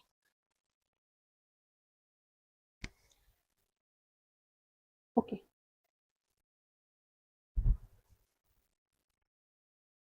ठीक है। तो यहाँ पर ये क्वेश्चंस हो गए। अब चलते हैं अगले टॉपिक की तरफ। अगला टॉपिक है हमारा ST/SC वेलफेयर एंड प्रोटेक्शन, ठीक। अभी रिसेंट में ये चर्चा में क्यों है, क्योंकि अभी 28 जो है वो मीटिंग हुई थी, किसकी, कोऑर्डिनेशन कमेटी की मीटिंग हुई थी, और यहाँ पर बात की गई कि ST/SC प्रिवेंशन एट्रोसिटी एक्ट है हमारे पास में 1989 का, ठीक है, जिसमें 2015 में हमने अमेंडमेंट भी किया है। तो ये जो 28 कोऑर्डिनेशन कमेटी की मीटिंग हुई, इसमें बेसिकली क्या चर्चा हुई कि हमने कानून तो बहुत बना दिया है, लेकिन उसका इम्प्लीमेंटेशन सही से हो नहीं रहा, क्रियान्वयन जो है वो सही से हो नहीं रहा है। इसी वजह से अभी भी आप देखेंगे कि बहुत सारे ST/SC से रिलेटेड केसेस जो है वो कोर्ट में है। प्लस दूसरा मुद्दा ये है कि कई सारे लोग जो है आपसी जो दुश्मनी होती है ना, उसमें भी क्या करते हैं कि ST/SC को जो एक्ट है उसके तहत केस दायर कर देते हैं। सपोज कि किसी ST/SC व्यक्ति का किसी जनरल कैटेगरी के व्यक्ति के साथ में झड़प हो गई, छोटी सी कोई बात हुई, इस पर बहस हुई, और उसने क्या किया, इस एक्ट का फायदा उठाते हुए जा करके कोर्ट में केस कर दिया या FIR कर दी कि इस व्यक्ति ने मुझे जाति सूचक जो शब्द है उसका यूज करके क्या किया है, मुझे ह्यूमिलिएट करने की कोशिश की है, ठीक है। तो बेसिकली ये जो एक्ट है ST/SC एक्ट है, उसमें बात क्या की गई है कि आप किसी भी ST/SC कैटेगरी के व्यक्ति को क्या नहीं कर सकते, उसके जाति सूचक शब्द से बोल नहीं सकते उसको। जैसे बहुत सारे वर्ड यूज होते हैं हमारे जनरल लाइफ में जो किसी ST/SC कम्युनिटी के लोगों को नीचा दिखाने के लिए यूज किया जाता है, तो ऐसी चीजें इस एक्ट के थ्रू क्या है, टोटली बैन है। ओके, तो यहाँ पर ये जो कमेटी की मीटिंग हुई थी उसमें यही सारी चीजों की बात हुई कि इसको इलीगल क्या जो है, इलीगली यूज ना किया जाए, प्लस अगर कोई कानून बना हुआ है तो उसको वाकई में सही तरीके से इम्प्लीमेंट किया जाए, जिससे कि वाकई में जो इंसान ST/SC का है और उसके साथ गलत हो रहा है तो उसको फायदा मिले, और अगर कोई ST/SC का इंसान किसी और कैटेगरी के इंसान के साथ में गलत कर रहा है या गलत केस दायर कर रहा है तो वहां पर भी उसका बचाव हो सके। तो इसलिए ये जो पूरा एक्ट है ना वो बहुत चर्चा में आ गया। दूसरी बात ये है कि यहाँ पर कुछ चीजें इंपॉर्टेंट है जहां से आपके क्वेश्चन बन सकते हैं, तो इसलिए हम यहाँ पर इस टॉपिक को डिस्कस करें। अब इसमें 3-4 पॉइंट है जो आपको समझने की जरूरत है, क्योंकि यूपीएससी जब क्वेश्चन बनाता है तो आपको एक ट्रिकी क्वेश्चन दे देगा, आपको फंसाने की कोशिश करेगा, तो हमको उस ट्रैप में नहीं फंसना है। कैसे फंसाने की कोशिश करेगा मैं आपको बताती हूँ। देखो यहाँ पर ये जो प्रोविजन आया है प्रिवेंशन एक्ट 1989 का है, तो इसमें कुछ चीजें जैसे कि यहाँ पर एक चीज मेंशन है कि अपराधी जो है, ये जो कानून तभी लागू होगा जब अपराधी जो है वो ST/SC एक्ट से नहीं हो। मतलब कि अगर किसी ने ST/SC एक्ट के किसी व्यक्ति के साथ में मिसबिहेव किया है या उसको उसके जाति सूचक शब्द से बुलाया है, तो वो अपराधी जो है वो इस कैटेगरी का नहीं होना चाहिए, वो या तो जनरल कैटेगरी का हो या किसी अदर कैटेगरी का हो। अगर सेम कैटेगरी का होगा तो फिर इस एक्ट के तहत कोई मामला नहीं बनता। ऐसा होगा कि भाई दो कम्युनिटी के लोगों के बीच में आपस में कोई मतभेद हुआ है, सेम जाति के हैं, तो ये एक्ट जो है वहां इंप्लीमेंट नहीं होगा। तो ये ट्रिक जो है वो यूपीएससी स्टेटमेंट के थ्रू आपको फंसाने की कोशिश करेगी, लिख देगी कि जो अपराधी है और जो पीड़ित है वो दोनों ही ST/SC एक्ट से होने चाहिए इस एक्ट को लागू करने के लिए, तो वो स्टेटमेंट गलत हो जाएगा। आपको ये ध्यान में रखना है कि अपराधी जो है वो ST/SC से नहीं होना चाहिए, जो पीड़ित व्यक्ति है, जो विक्टिम है, वही ST/SC का होना चाहिए। ओके, तो ये जो चीजें हैं थोड़ा सा ध्यान में रखिएगा। दूसरी बात ये होती है कि इस एक्ट के तहत में जो अपराध किया जाता है ना उसको नॉन बेलेबल या कॉग्निजेबल बोला जाता है, मतलब संज्ञेय अपराध, मतलब कि बहुत ही हीनियस क्राइम है जिसमें आपको बेल नहीं मिलेगी और सजा भी होगी तो अच्छी लंबी सजा होगी। ठीक है, तो नॉन बेलेबल जो है वो ये अपराध है अगर ST/SC एट्रोसिटी एक्ट के तहत में कोई भी अपराध करता है तो इसीलिए इसका मिसयूज भी हो रहा है। अगर सपोज किसी आदमी, दो लोगों के बीच में बहुत नॉर्मल सी बात पे भी झगड़ा हो गया और सामने वाला जो व्यक्ति है अगर किसी और कैटेगरी का है तो ST/SC का व्यक्ति जाकर के कोर्ट में केस कर देता है और उनको मालूम है कि यहाँ पर नॉन बेलेबल है, अगर मैं केस कर दूं इस एक्ट के तहत तो सामने वाले को बेल भी नहीं मिलेगी, तो इसलिए इस एक्ट का बहुत ज्यादा मिसयूज भी हो रहा है, तो इसलिए इसको बहुत इसके ऊपर में चर्चा वगैरह हुई है। तो आपको इस चीजें ध्यान में रखनी है, ये दो बातें आपको पता होनी चाहिए कि अपराधी ST/SC से नहीं होना चाहिए। प्लस कई बार मिनिस्ट्री पूछ ली जाती है कि ये जो एक्ट है वो किसके तहत आएगा, तो आपको मिनिस्ट्री पता होनी चाहिए, सामाजिक न्याय और अधिकारिता मंत्रालय। यूपीएससी का फेवरेट टॉपिक है, मिनिस्ट्री से क्वेश्चन पूछता है, ठीक है ना। तो और वो जनरली क्या करता है कि टॉपिक कोई और होगा और मिनिस्ट्री का नाम वो गलत करके चेंज करके देता है, तो वहां पर भी आपको मालूम होना चाहिए कि जो ST/SC एक्ट है वो सामाजिक न्याय और अधिकारिता मंत्रालय जो है, ministry of social justice and empowerment के अंदर में क्या है, इसको संरक्षण प्राप्त है। ओके, तो ये जो 2-3 चीजें थी इसको जानने की जरूरत थी, बाकी इसमें बहुत ज्यादा कुछ डिटेल नहीं है। ठीक,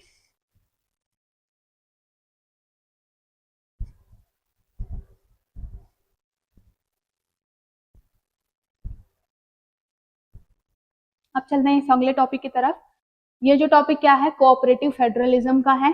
अब यहाँ से कैसे क्वेश्चन बनेंगे, ये टॉपिक बेसिकली इसमें फैक्चुअल चीजें कुछ भी नहीं है, लेकिन यहाँ पर कॉन्सेप्ट है। कॉन्सेप्ट क्या है, यहाँ पर कॉन्सेप्ट है कोऑपरेटिव फेडरलिज्म का। आपने पॉलिटी पढ़ी होगी तो आपको पता होगा कि कोऑपरेटिव कुछ टर्म्स जो हैं वो एग्जाम में पूछे जाते हैं, ठीक है, और इन्हीं टर्म्स के ऊपर में हमारा जो गवर्नमेंट है वो चल रही है, हमारी जो देश में व्यवस्था है वो चल रही है। जैसे कि सबसे पहला जो टॉपिक है या कॉन्सेप्ट है वो है संघवाद का। ठीक, अब मैं अगर पॉलिटी की बात करूंगी तो पॉलिटी में दो चीजों के ऊपर में फोकस करना होता है हमेशा। एक तो फैक्ट के ऊपर, ठीक है, कुछ क्वेश्चंस फैक्चुअल होते हैं या फिर इंफॉर्मेशन बेस्ड होते हैं, जहां पर आपको इंफॉर्मेशन कलेक्ट करनी है, उसको दिमाग में रखना है। और पॉलिटी में कुछ टर्म्स होते हैं कॉन्सेप्ट के ऊपर, कॉन्सेप्ट में आपका क्या आएगा, डेफिनेशंस आती है। ये जो कॉन्सेप्ट, तो यूपीएससी दोनों ही टॉपिक से क्वेश्चन पूछती है, जो आपको इंफॉर्मेटिव है, जहां से आपको पता होना जरूरी है इंफॉर्मेशन, वो भी पूछती है, प्लस आपसे यूपीएससी कॉन्सेप्ट भी पूछती है। और इस कॉन्सेप्ट में बेसिकली क्या आता है, इस तरीके के टर्म आते हैं, जैसे कि संघवाद हो गया, उसके बाद में ये मैंने बताया सहकारी संघवाद यानी कि कोऑपरेटिव फेडरलिज्म हो गया। तो ये सारे जो टर्मिनोलॉजीज है, यहाँ से भी क्वेश्चन बनते हैं। तो जब आपने स्टैटिक पढ़ा होगा, जब आपने पॉलिटी की क्लासेस ली होंगी, तो सर ने वहां पर आपको ये सारी चीजें बताई होंगी। इसको बहुत डिटेल में तो मैं यहाँ पर डिस्कस नहीं करूंगी, बिकॉज क्लास बहुत लंबी हो जाएगी। मैं आपको इन शॉर्ट बताती हूँ। सहकारी संघवाद, सहकारी मतलब क्या समझ में आ रहा है आपको, कोऑपरेटिव, कोऑपरेट करने का मतलब क्या है कि अगर मैं सपोज एक स्टेट गवर्नमेंट है और एक सेंट्रल गवर्नमेंट है, तो अगर ये दोनों काम कर रहे हैं और देश में व्यवस्था बना करके चलना है, तो दोनों के बीच में तालमेल होना बहुत ज्यादा जरूरी है, इंटीग्रेशन होगा तभी जा करके तो सिस्टम सही से चलेगा। अगर सेंट्रल गवर्नमेंट ने कोई कानून बना दिया, जैसे आपको मालूम है कि 3 तरीके की हमारे यहाँ पे लिस्ट होती है, एक होती है सेंट्रल लिस्ट, दूसरी होती है स्टेट लिस्ट और तीसरी होती है कॉन्करेंट लिस्ट, समवर्ती सूची। तो केंद्र सरकार जो है अपने जो केंद्र सूची है उस पर भी कानून बना सकती है, और जो समवर्ती सूची यानी कि कॉन्करेंट लिस्ट होता है, उस पे केंद्र और राज्य दोनों ही कानून बना सकते हैं। लेट्स से एजुकेशन है, तो एजुकेशन जो है कॉन्करेंट लिस्ट में है, उस टॉपिक के ऊपर, एजुकेशन के ऊपर आपको सेंट्रल गवर्नमेंट भी कानून बनाती दिखेगी, स्टेट गवर्नमेंट भी बनाती दिखेगी। बट अगर दोनों के बीच में सहकारिता नहीं है, कोऑपरेशन नहीं है, तो क्या होगा, सेंट्रल गवर्नमेंट ने कोई कानून बनाया, स्टेट उसको इम्प्लीमेंट ही नहीं करेगा, तो फिर मामला क्या हो जाएगा, एजुकेशन जो है वो हर व्यक्ति के रीच से बाहर हो जाएगी, या बहुत ज्यादा कॉस्टली हो जाएगी, या उसमें बहुत सारे लूप होल्स होंगे। तो बेसिकली इन लूप होल्स को कम करने के लिए ही एक टर्म है कोऑपरेटिव फेडरलिज्म का, सहकारी संघवाद का। और बेसिकली हमारे यहाँ जो नीति आयोग है, आप सबको मालूम है कि इससे पहले जब पोस्ट इंडिपेंडेंस चीजें आई थी, तो योजना आयोग हुआ करती थी, योजना आयोग को 2015 में बदल करके नीति आयोग कर दिया गया। नीति आयोग का काम क्या है कि सेंट्रल और जो स्टेट है उनके बीच में किस तरीके से रिलेशन बना करके चलना है, तालमेल कैसे बना करके चलना है, इसके ऊपर में पूरा जो है रिसर्च करती है नीति आयोग, ठीक है। तो वही नीति आयोग जो है वो सहकारी संघवाद के ऊपर में क्या कर रही है, हर साल बैठकें ऑर्गेनाइज करती है। अब जब 2015 में स्टैब्लिशमेंट हुआ है, तो 2025 में इसको 10 साल पूरे हो गए, इसलिए 10वीं वर्षगांठ मनाई गई है। 10वीं गवर्निंग काउंसिल की बैठक हुई है नीति आयोग की, जहां पर कोऑपरेटिव फेडरलिज्म की बात हुई। और इसमें क्या बात हुई कि विकसित भारत @2047, विकसित भारत @2047 के लिए विकसित राज्य, मतलब कि यहाँ पर केवल और केवल भारत के लिए, भारत को विकसित नहीं करना है, भारत विकसित तभी होगा, डेवलप तभी होगा जब उसके राज्य यानी कि जो स्टेट्स हैं, जो आपको मालूम है कि 28 स्टेट्स एंड यूनियन टेरिटरीज हैं, तो जब ये विकसित होंगी, ये स्टेट्स विकसित होंगे, तभी जाकर के क्या होगा, हमारा जो पूरा भारत है वो विकसित होगा। और इन सारी चीजों को बनाने के लिए सहकारी संघवाद बहुत जरूरी है। अगर मुझे राज्यों को ले करके चलना है साथ में, तो मुझे कोऑपरेटिव होना पड़ेगा। अगर सेंट्रल गवर्नमेंट चाहती है कि पूरे भारत का विकास हो, तो उनको राज्यों के साथ कोऑपरेटिव होना पड़ेगा, यानी कि सहकारी संघवाद यहाँ पर होना चाहिए। तो इसीलिए नीति आयोग ने ये जो समिट है उसको ऑर्गेनाइज की थी। तो यहाँ पर बेसिकली जो संघवाद और सहकारी संघवाद, इसका कॉन्सेप्ट आपको क्लियर होना चाहिए, ठीक है। तो ये आपका स्टैटिक का टॉपिक है, इसको थोड़ा सा जाकर के रिवाइज कर लीजिएगा, थोड़ा सा पढ़ लीजिएगा कि संघवाद क्या है और सहकारी संघवाद क्या है। तो मैंने बता दिया, सहकारी संघवाद में आपको जब नीतियां बनानी है, देश को चलाना है, तो केंद्र और राज्य दोनों को मिल करके क्या करना पड़ेगा, काम करना पड़ेगा, ठीक है। अब चलते हैं, बहुत ही अभी हाईलाइटेड है ये टॉपिक, और इस साल से नहीं 2-3 सालों से बहुत ज्यादा चर्चा में है, वो है freedom of speech and expression. ये स्पीच ऑन एक्सप्रेशन बहुत ज्यादा चर्चा में क्यों है, बिकॉज अभी सोशल मीडिया का जमाना आ गया है ना। सोशल मीडिया पे आपके पास n नंबर ऑफ प्लेटफॉर्म्स हैं जहां पर आप अपनी बात को रख सकते हैं, ठीक है। जैसे कि इंस्टाग्राम हो गया, फेसबुक हो गया, ट्विटर हो गया। तो ये जो सोशल मीडिया प्लेटफॉर्म्स हैं, तो यहाँ पर आप क्या कर सकते हैं, जो आपके मन में आए वो आप लिख सकते हैं। आप गवर्नमेंट को क्रिटिसाइज कर सकते हैं, कोई पॉलिसीज हैं जो काम नहीं कर रही, या कोई आपके एरिया में कोई समस्या है। तो आजकल तो बहुत वो कॉन्सेप्ट चल रहा है कि कहीं पर आपको डस्ट दिखे आपके एरिया में, तो आप क्या करोगे, फोटो खींचो और फोटो खींच करके आप अपलोड कर दो ट्विटर पे, जो गवर्नमेंट है, मिनिस्ट्रीज है, उसको टैग कर दो, तो क्या करती है मिनिस्ट्री, उस चीज को देखती है। कई ऐसे केसेस हुए हैं जहां पर नॉर्मली किसी ने फोटो पोस्ट कर दी कि भाई हमारे एरिया में बहुत ज्यादा कचरा है, और गवर्नमेंट ने क्या किया, जब उनको टैग किया गया तो फिर चीजों को हटाना पड़ा, साफ करवाना पड़ा। तो आजकल के जो सोशल मीडिया का दौर है उसमें ये जो फ्रीडम ऑफ स्पीच है ये बहुत ज्यादा रिलेवेंट भी हो गया है और कई मामलों में बहुत ज्यादा नुकसानदायक भी हो गया है। ठीक है, तो इसलिए ये बहुत ज्यादा चर्चा में रहता है और पॉलिटी का फेवरेट टॉपिक है फंडामेंटल राइट्स। ठीक है, वन ऑफ फेवरेट मैं बोलूंगी, जैसे पार्लियामेंट है और प्रेसिडेंट है, ये टॉपिक्स, और फंडामेंटल राइट्स भी बहुत ही फेवरेट है। यहाँ से क्वेश्चन बनते ही बनते हैं, फंडामेंटल राइट्स हो गया, फंडामेंटल ड्यूटीज हो गया, डीपीएसपी हो गया, डीपीएसपी से भी बहुत क्वेश्चन मिलते हैं। तो ये सारे टॉपिक्स तो आपको बिल्कुल तैयार करने ही करने हैं। अब इस टॉपिक में आता है freedom of speech and expression. ये आपको आर्टिकल कौन से आर्टिकल में मिलेगा, आर्टिकल 19(1) क्लॉज ए जो संविधान का है। फंडामेंटल राइट्स में आपको article 19(1) clause A, article 19 clause A sub clause 1 sub clause A, इसको ऐसे पढ़ते हैं। ठीक है, इसको पढ़ते हैं क्लॉज 1 और इसको पढ़ते हैं सब क्लॉज ए। तो article 19 clause 1 sub clause A में आपको freedom of speech and expression के बारे में परमिशन दी गई है कि आप जो चाहे वो बोल सकते हैं, लेकिन कुछ भी बोल सकते हैं ऐसा है क्या, नहीं। आर्टिकल 19(2) जो है, आर्टिकल 19 क्लॉज 2 है, ये कुछ बाउंडेशंस लगाता है। ठीक है, और वो बाउंडेशंस कैसे होते हैं, कुछ उसके पैरामीटर्स हैं।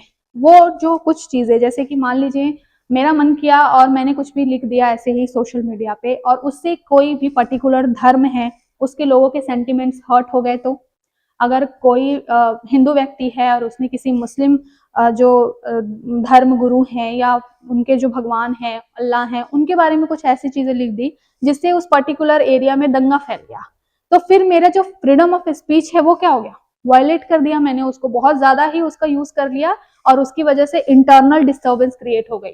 तो जो संविधान है, वहां पर जब लोग बैठे थे तो उन्होंने बहुत सोच समझ के कॉन्स्टिट्यूशन बनाया था, तो उनको मालूम था कि ऐसी भी चीजें हो सकती है। इसलिए जब उन्होंने आर्टिकल 19 जोड़ा, तो आर्टिकल 19(1) जोड़ा, तो उसमें उन्होंने क्या कर दिया, आर्टिकल 19 क्लॉज 2 भी जोड़ दिया, जिसमें फ्रीडम ऑफ स्पीच पर कुछ रिस्ट्रिक्शंस यानी कि युक्ति युक्त निर्बंधन लगा दिए। ठीक है, तो यहाँ पर बेसिकली हम ये जो टॉपिक डिस्कस कर रहे हैं फ्रीडम ऑफ स्पीच का, उसमें एक तो आर्टिकल 19 बहुत इंपॉर्टेंट है, 19 क्लॉज 1,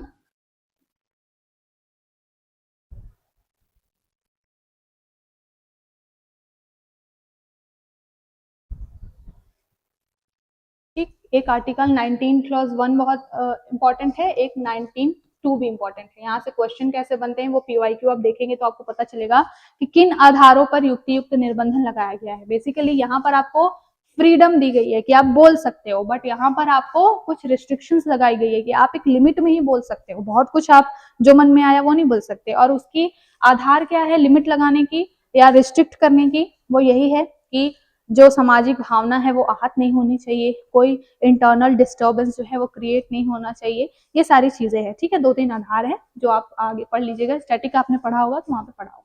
अब यहाँ पर ना इन सारी टॉपिक से एक डिबेट चर्चा में आ गई है, वो है हेट स्पीच की। आपने बहुत सुना होगा, आजकल न्यूज में बहुत चलता रहता है हेट स्पीच, हेट स्पीच। ये हेट स्पीच है क्या, बेसिकली ये हेट स्पीच यही है कि हम बोल रहे हैं लेकिन कुछ ऐसा बोल रहे हैं जिसकी वजह से कोई पर्टिकुलर समुदाय या कोई व्यक्ति जो है उसको क्या हो गया, उसको सेंटिमेंट्स, उसके इमोशंस उसके हर्ट हो गए। तो ये हेट स्पीच कहने का मतलब ये है कि हमने किसी ऐसे शब्द का प्रयोग किया या अपने बोल से, अपनी भाषा से या अपनी जो फ्रीडम ऑफ स्पीच है उसकी वजह से हमने सामने वाले को हर्ट कर दिया। तो हेट स्पीच का मतलब ये है कि अगर हम अपनी कोई बात से समाज में डिस्टर्बेंस क्रिएट कर रहे हैं, किसी की भावना आहत कर रहे हैं, तो उन सारी चीजों को इसके अंदर में लिया जाता है। ठीक है, बट यहाँ से आपको क्वेश्चन कैसे बनेगा, हम ये टॉपिक क्यों डिस्कस कर रहे हैं, आपसे पूछा जा सकता है स्टेटमेंट बना करके कि हेट स्पीच मौलिक अधिकार में शामिल है, तो नहीं, अभी तक जो है हेट स्पीच को मौलिक अधिकार में यानी फंडामेंटल राइट्स में शामिल नहीं किया गया है। अभी इसके ऊपर बहुत ज्यादा डिबेट हो रही है, बहुत चर्चाएं चल रही है कि कितनी लिमिट में किसी को freedom of speech and expression देना चाहिए, ठीक है ना। लिमिट सेट करना बहुत ज्यादा जरूरी है। कौन सी चीज आदमी बोल सकता है, कौन सी चीज नहीं बोल सकता है, इसके ऊपर भी रिस्ट्रिक्शंस लगाना जरूरी है। आप देखते होंगे थोड़ी सी सरकार के खिलाफ कोई भी ऊंच नीच बात हो जाती है और सीधा राजद्रोह का मामला लगा करके और उसको जेल भेज दिया जाता है। तो यहाँ पर ये हेट स्पीच जो है उसका एक दायरा सेट करना बहुत जरूरी है, लेकिन अभी इसके ऊपर डिबेट चल रही है। तो यहाँ से आपको क्वेश्चन अगर पूछा जाए कि क्या ये फंडामेंटल राइट है, तो नहीं, ये फंडामेंटल राइट नहीं है। आधार कौन कौन से हैं? Public order. पब्लिक ऑर्डर मतलब कि अगर जो सामाजिक व्यवस्था है उसमें बाधा नहीं पहुंचनी चाहिए आपकी बात से। अगर ये वायलेट हो गया, सामाजिक बाधा उत्पन्न हो गई आपकी बात से, कोई डिस्टर्बेंस हो गया, तो फिर आपके ऊपर में एक्शन लिया जाएगा, फिर आपके फंडामेंटल राइट्स धरे के धरे रह जाएंगे, सीधा जेल में डाला जाएगा, ठीक है, अगर आपने पब्लिक ऑर्डर को डिस्टर्ब किया तो ये हेट स्पीच के अंदर आ जाएगा, ठीक है। उसके बाद में एक चीज बहुत ज्यादा जरूरी है, यूपीएससी जनरली डेप्थ में कुछ बहुत इररिलेवेंट भी कभी कभी पूछ देती है, ठीक है, और फिर वहां पर हमको लगता है कि ये क्या पूछ दिया, इस बार तो पेपर बहुत टफ आ गया। तो वो यही चीज होती है ICCPR, ठीक है, इसका फुल फॉर्म क्या है? International covenant of civil and political rights. ये बेसिकली यूनाइटेड नेशंस का एक मैकेनिज्म है, ठीक है, इसको याद रखिएगा ICCPR। इसमें ना दो चीजें हैं, दो टर्मिनोलॉजीज हैं, एक तो यहाँ पर सिविल और दूसरा है पॉलिटिकल। सिविल और पॉलिटिकल राइट्स को बचाने के लिए, संरक्षण देने के लिए यूनाइटेड नेशन यानी कि UN ने क्या किया था, ये ICCPR लाया है, ठीक है। इसमें बहुत सारी चीजें हैं कि आपका जो नागरिक अधिकार है और आपका जो राजनीतिक अधिकार है वो संरक्षित रहना चाहिए। मतलब आपको फ्रीडम ऑफ स्पीच होनी चाहिए, freedom of right to life होना चाहिए, जीवन जीने की स्वतंत्रता होनी चाहिए, ये सारी चीजें वही बेसिकली जो आपके फंडामेंटल राइट्स में ऑलरेडी मेंशन्ड है। लेकिन अगर आपसे पूछा जाए कि अगर सिविल और पॉलिटिकल राइट्स दे दिया है इस यूनाइटेड नेशन ने, तो क्या ये हेट स्पीच को भी अलाउड करता है क्या? नहीं, ये हेट स्पीच को अलाउड नहीं करता, ठीक है। तो अगर आपसे ये क्वेश्चन पूछे कि ICCPR के तहत हेट स्पीच को क्या किया गया है, परमिशन दी गई है, मंजूरी दी गई है, तो ऐसा नहीं होगा। ICCPR भी कहता है कि आप बोल तो सकते हो, आपको राइट तो है, बट एक दायरा सेट करके, एक लिमिट के अंदर ही बोल सकते हो। हेट स्पीच जो है किसी भी कंडीशन में एक्सेप्टेबल नहीं होगा। और आपसे दूसरा क्वेश्चन ये भी बनता है कि क्या इंडिया इसका पार्ट है? तो यहाँ से आपको PYQ उठा के देखोगे, ये क्वेश्चन बहुत पूछा जाता है कि कौन सा कन्वेंशन है, कौन सी ट्रिटी है, इसमें इंडिया पार्टिसिपेंट है या नहीं है, यहाँ से क्वेश्चन बहुत बनते हैं। तो आपको पता होना चाहिए कि ये जो ICCPR है इसमें इंडिया भी पार्टिसिपेंट है, इसलिए हमारे यहाँ पे बोलने की आजादी है, freedom of speech and expression है, लेकिन हेट स्पीच अगर होगा तो फिर जेल में बंद करने की भी आजादी है, ठीक है। तो ये सारी चीजों को आप क्या करिएगा, ध्यान में रखिएगा, ओके। नेक्स्ट यहाँ पर क्वेश्चन आपसे बन सकता है अगर बहुत ज्यादा डिटेल में पूछा जाए तो, अदरवाइज यहाँ से पूछने के क्वेश्चन कम ही चांसेस है, फिर भी मैं थोड़ा सा बता देती हूँ कि IPC की धारा अभी तो वैसे नहीं पूछा जाएगा, बिकॉज IPC को हमने क्या कर दिया, भारतीय दंड संहिता को हमने बदल दिया है, भारतीय न्याय संहिता आ गई है अभी तो यहाँ से क्वेश्चन शायद ही पूछे जाए, बट फिर भी अगर बात की जाए कि IPC की धारा 153A क्या करती है, तो वही सारी चीजें कि हेट स्पीच किसी भी मामले में अलाउड नहीं है। आर्टिकल जो IPC की धारा 295A है, तो ये कहती है कि धार्मिक भावनाएं अगर आहत आप करोगे तो सीधा जेल में डाल दिया जाएगा। तो ये कुछ कुछ चीजें हैं, बहुत ज्यादा इंपॉर्टेंट नहीं है, ठीक है। अब कुछ छोटे छोटे टॉपिक्स हैं उसको देख लेते हैं, जो कि एग्जाम में आने के उनके चांसेस हैं, क्योंकि ये बहुत टाइम से चर्चा में है, ठीक है। सबसे पहला जो है वो है राइट टू इन्फॉर्मेशन एक्ट। नाम से ही आपको समझ में आ रहा है कि राइट टू इन्फॉर्मेशन का मतलब क्या है कि हम जो आम आदमी है उनको सूचना का अधिकार होना जरूरी है। सपोज मैं एक आम आदमी हूँ, मैं टैक्स पे करती हूँ और मेरा जो पैसा है वो गवर्नमेंट यूटिलाइज कर रही है, कहाँ यूटिलाइज कर रही है, कैसे यूटिलाइज कर रही है, सही कामों में वो यूज हो भी रहा है या नहीं हो रहा है, इसके बारे में मुझे जानकारी होनी चाहिए, बिकॉज मैं टैक्स पेयर हूँ, मैं पैसा दे रही हूँ, उससे नेशन बिल्डिंग का काम हो रहा है। तो इन चीजों को ध्यान में रखते हुए हमारे पास में ये राइट टू इन्फॉर्मेशन एक्ट आया, जिसके तहत मैं, अगर आपको इसके तहत फायदा उठाना है तो आप क्या कर सकते हैं, एक आप एप्लीकेशन लिख करके आप आरटीओ में जो ऑफिसर्स होते हैं, पब्लिक इंफॉर्मेशन ऑफिसर्स बोला जाता है, उनके पास में आप एप्लीकेशन डाल सकते हैं, ठीक है। और उन ऑफिसर्स को 30 दिनों के भीतर आपकी जो भी क्वेरी है उसका आंसर करना मैंडेटरी है, ठीक है ना। अगर उन्होंने नहीं किया तो आप उनके खिलाफ में कोर्ट में भी जा सकते हैं, या उनके ऊपर जो मुख्य सूचना आयुक्त है उन तक भी आप उनकी कंप्लेन कर सकते हैं। तो इस तरीके से शासन में ट्रांसपेरेंसी को, पारदर्शिता और जवाबदेही को बढ़ाने के लिए जो है ये राइट टू इन्फॉर्मेशन एक्ट आया था।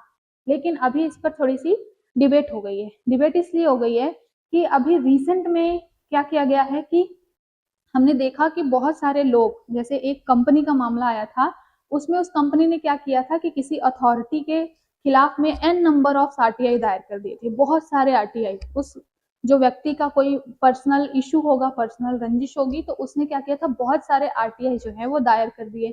अब इससे क्या होता है कि जो ये ऑफिसर्स बैठे हुए हैं, इनके ऊपर ऑलरेडी बर्डन है, और इस तरीके से एक ही व्यक्ति बार बार बहुत सारे क्या कर रहा है, आरटीआई दायर कर रहा है। तो यहाँ पर क्या हो रहा था कि रिपीटेशंस हो रही थी, ओवरलोड हो रहा था। उस चीज को रोकने के लिए जो सूचना आयोग है उसने क्या किया, ओटीपी को मैंडेटरी कर दिया कि एक व्यक्ति जो है वो वन टाइम पासवर्ड होगा और उसके तहत क्या करेगा, वो कोई भी इंफॉर्मेशन के लिए आवेदन डालेगा।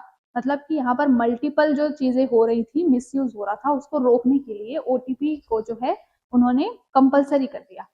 अब जब ये ओटीपी कंपलसरी हुआ तो क्या हुआ कि डिबेट उठ गई कि भाई आप इस तरीके से नहीं कर सकते, लोगों की प्राइवेसी का हनन है, या आप सूचना देने से इस तरीके से रिस्ट्रिक्ट नहीं कर सकते किसी को। इसलिए ये टॉपिक बहुत ज्यादा चर्चा में आ गया, ठीक है। तो इसको हम थोड़ा जल्दी जल्दी थोड़ा सा ऊपर इसका ओवरव्यू देख लेते हैं कि क्या बातें हैं। सबसे पहला बात तो है कि आपसे इसमें प्रोविजंस पूछे जा सकते हैं। तो पहली बात ये होती है कि अगर किसी व्यक्ति को आरटीआई के तहत में सूचना चाहिए तो वो एक पब्लिक इंफॉर्मेशन ऑफिसर होता है, वहां पर क्या कर सकते हैं, पब्लिक इंफॉर्मेशन ऑफिसर के पास में आवेदन दे सकते हैं, एप्लीकेशन दे सकते हैं। और ये पब्लिक इंफॉर्मेशन जो ऑफिसर होगा वो क्या करेगा, 30 दिनों के भीतर आपकी जो भी क्वेरी है उसको क्या करेगा, उसको सॉल्व करने की कोशिश करेगा। अगर ये व्यक्ति जो है 30 दिनों के भीतर आपकी क्वेरी को सॉल्व नहीं करता, आपके पूछे गए सवाल का जवाब नहीं देता, इन्फॉर्मेशन नहीं देता, तो फिर आप क्या कर सकते हैं, इनके ऊपर जो अथॉरिटी है, यानी कि मुख्य सूचना आयुक्त है जो केंद्र में है, या फिर राज्य में राज्य सूचना आयुक्त होते हैं, वहां तक भी आप कंप्लेन कर सकते हैं कि भाई मैंने ये क्वेश्चन पूछा और मुझे उसका जो है सही जवाब नहीं मिला है, ठीक है। तो इस तरीके से ट्रांसपेरेंसी और जवाबदेही जो है उसको बढ़ाने के लिए ये आरटीआई एक्ट है, ठीक। अब इस एक्ट में कुछ 2-3 चीजें इंपॉर्टेंट हैं जहां से क्वेश्चन पूछे जाते हैं। सबसे पहले इस आरटीआई एक्ट के सेक्शंस पे क्वेश्चन पूछता है, ठीक है। तो 2 सेक्शंस हैं आरटीआई के जो बहुत ज्यादा चर्चा में रहते हैं बार बार। यहाँ पर 2 सेक्शंस कौन कौन से हैं, एक है आपका सेक्शन 4, ठीक है, सेक्शन 4, और दूसरा है सेक्शन 8। अब यहाँ पर 2 चीजें हैं। सेक्शन 4 जो ये कहता है कि कोई भी आम व्यक्ति है उसको जानकारी मिलना ही चाहिए, ठीक है। मतलब कि ये आपके जो राइट्स हैं उसको क्या कर रहा है, सुरक्षित करने का काम कर रहा है। आम आदमी के जो राइट्स हैं उसको सुरक्षित करने का काम कौन कर रहा है, वो आपका सेक्शन 4 कर रहा है। मतलब मैंने कोई क्वेश्चन पूछा है सूचना आयोग से, ऑफिसर से, तो उनको उसका आंसर देना पड़ेगा, ये मेरा राइट है। और ये मुझे सेक्शन जो 4 है वो क्या कर रहा है, इसका संरक्षण प्रोवाइड कर रहा है, या फिर ये जो है मुझे राइट दे रहा है कि मैं सेक्शन के तहत कोई भी प्रश्न पूछ सकती हूँ। लेकिन इसका उल्टा है सेक्शन 8। सेक्शन 8 क्या कहता है कि आप क्वेश्चन तो पूछ सकते हो, लेकिन कुछ दायरा है उसका भी, आप हर क्वेश्चन नहीं पूछ सकते, आप हर किसी के बारे में यहाँ पर नहीं जान सकते। और वो दायरा क्या है, एक शब्द जोड़ा गया है इसमें, पब्लिक अथॉरिटी, ठीक है। पब्लिक अथॉरिटी कहने का मतलब क्या है कि कुछ पब्लिक अथॉरिटी के अंदर में कुछ लोग हैं, या कहना चाहिए कुछ ऑर्गेनाइजेशन है, कुछ कम्युनिटी है, जो अगर इस पब्लिक अथॉरिटी टर्म के अंदर आ गई तो फिर आप उसके बारे में जानकारी नहीं ले सकते। मतलब कि क्या है, कुछ इसमें चीजें जोड़ी गई हैं, जैसे कि जो गवर्नमेंट की कोई मंत्रालय है मान लीजिए, ठीक है ना, अगर उसको इस पब्लिक अथॉरिटी के अंदर में शामिल कर दिया गया तो फिर आप उस मंत्रालय के खिलाफ में सेक्शन 4 का यूज करके क्वेश्चन नहीं पूछ पाएंगे। समझ में आ रही बात, कि यहाँ पर क्या बोला जा रहा है कि अगर इस पब्लिक अथॉरिटी टर्म के अंदर में कोई भी चीज शामिल हो गई तो फिर आप सेक्शन 4 का यूज करके उसके लिए या उसके रिस्पेक्ट में कोई भी क्वेश्चन नहीं पूछ पाएंगे। और यहीं से सारा मुद्दा शुरू हुआ है। मुद्दा इसलिए शुरू हुआ है क्योंकि अगर मान लीजिए कि मैं, जो प्रधानमंत्री है उनको मैं इस सेक्शन 8 के पब्लिक अथॉरिटी के अंदर डाल दूं। कल को प्रधानमंत्री कुछ भी इलीगल काम करें, कोई भी करप्शन करें, और उन्होंने वो काम कैसे किया, कहाँ पर पैसे लगाए, कैसे नहीं लगाए, अगर मुझे जानना है तो फिर मैं ये सेक्शन 8 में वो चीजें डल गई हैं तो मैं उस पर तो क्वेश्चन ही नहीं कर पाऊंगी। तो मेरा जो अधिकार है वो क्या हो गया, हनन हो गया। यहाँ पे मेरे जो राइट्स हैं, राइट टू इन्फॉर्मेशन है, वो वायलेट हो गया। तो इसको लेकर के बहुत ज्यादा चर्चा में है ये दोनों सेक्शन। तो आपको याद रखना है, एक तो आरटीआई एक्ट 2005 में आया है, काम क्या है इसका कि एक ट्रांसपेरेंसी और जो जवाबदेही है उसको बढ़ावा देना है। दूसरा चीज है सेक्शन 4 और सेक्शन 8 को ध्यान में रखिएगा, क्यों यहाँ पर सेक्शन 4 आपको अधिकार दे रहा है कि आप प्रश्न पूछ सकते हैं, लेकिन सेक्शन 8 उस पर लिमिट भी लगा दे रहा है कि भैया हर चीज नहीं पूछ सकते, उसका एक लिमिट है, उसका एक दायरा है। तो ये जो छोटे टॉपिक है इसको थोड़ा सा देख लीजिएगा, ठीक है। अगला जो टॉपिक है वो लद्दाख गवर्नमेंट एंड रेगुलेशन के लिए है। अभी बेसिकली आपने देखा होगा पिछले 1-1.5 साल से जो 3 इडियट्स मूवी सबने देखी होगी, 3 इडियट्स जो मूवी था उसमें जो फुनसुक वांगडू थे, अगर मेन लीड जो थे, तो वैसा ही जो सेम वो जो मूवी थी वो इंस्पायर्ड थी किससे, लद्दाख में एक व्यक्ति है सोनम, सोनम वांगचुक।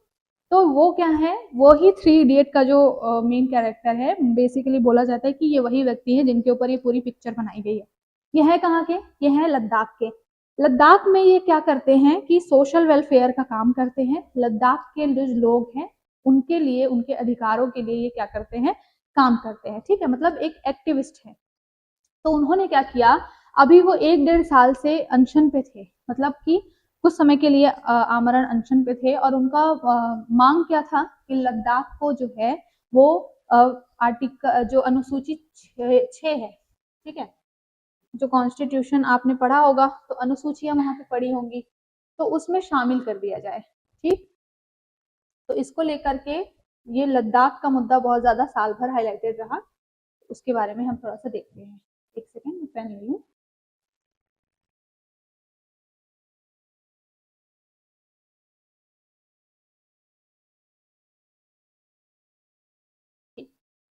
तो हमने क्या बात की कि लद्दाख के लिए जो उनके जो सोशल एक्टिविस्ट हैं, जो एक हीरो की तरह है उनके लिए, वो मांग कर रहे हैं कि लद्दाख को अनुसूची 6 में शामिल कर दिया जाए, ठीक है, अनुसूची 6। अब आपको मालूम होना चाहिए कि कॉन्स्टिट्यूशन में, संविधान में 2 अनुसूचियां हैं, एक अनुसूची 6 है और दूसरी अनुसूची 5 है। अब ये 2 टॉपिक आपके लिए इंपॉर्टेंट हो जाते हैं। तो जब हम कोई भी करंट का टॉपिक पढ़ते हैं ना, तो यूपीएससी में क्वेश्चन सीधा डायरेक्ट नहीं पूछता कभी भी, ये ध्यान रखिएगा। बहुत रेयर चांसेस हैं कि आपसे जो कोई मामला हाईलाइटेड था और उससे डायरेक्ट क्वेश्चन पूछ लिया जाए, हमेशा उसके थोड़ा सा बैकग्राउंड में जाकर के क्वेश्चन पूछा जाता है, ठीक। तो यहाँ पर अनुसूची 6 में शामिल करने की मांग जो है वो लद्दाख के लोग कर रहे हैं। अब ये अनुसूची 6 में क्या है ऐसा खास जो अनुसूची 5 में नहीं है। अभी अनुसूची 5 के बारे में जानते हैं। अनुसूची 5 जो है वो शेड्यूल 5 जो है वो बेसिकली जो ट्राइबल ग्रुप्स हैं उनके लिए बात करता है, ठीक है। जो ट्राइबल एरियाज हैं वहां पर किस तरीके से गवर्नेंस चलेगा, वहां पर किस तरीके से संस्थाएं, जैसे कि नॉर्मल स्टेट अगर है तो वहां पर क्या है, एक राज्यपाल है, राज्यपाल के अंदर में जो स्टेट जो है वहां पर मंत्रिमंडल है, ठीक है, राज्य सरकारें हैं जो काम कर रही हैं, तो इस तरीके से गवर्नेंस का काम चल रहा है। बट जो ये अनुसूचित 5 में जो स्टेट शामिल हैं जो कि बेसिकली ट्राइबल एरियाज के लोग की पॉपुलेशन वहाँ बहुत ज्यादा है, तो ये अनुसूची 5 के लोगों का जो गवर्नेंस है वो थोड़ा अलग तरीके का होता है। अलग तरीके का कहने का मतलब क्या है कि यहाँ पर राज्यपाल एक क्या करते हैं, स्वशासी परिषद या निकाय बना देते हैं, ठीक है ना।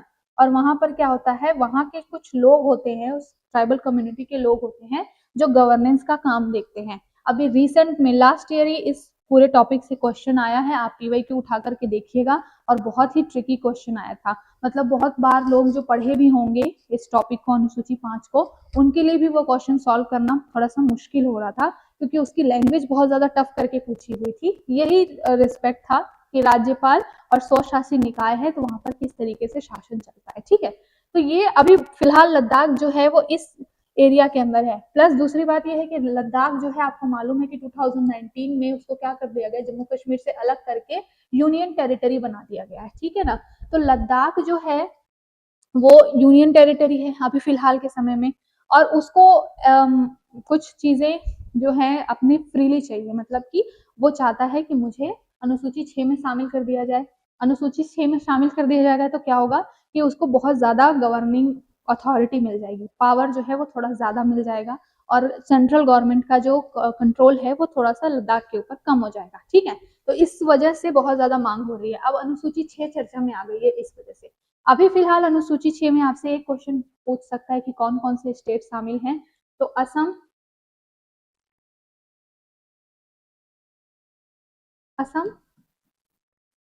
त्रिपुरा, मिज़ोरम और मेघालय।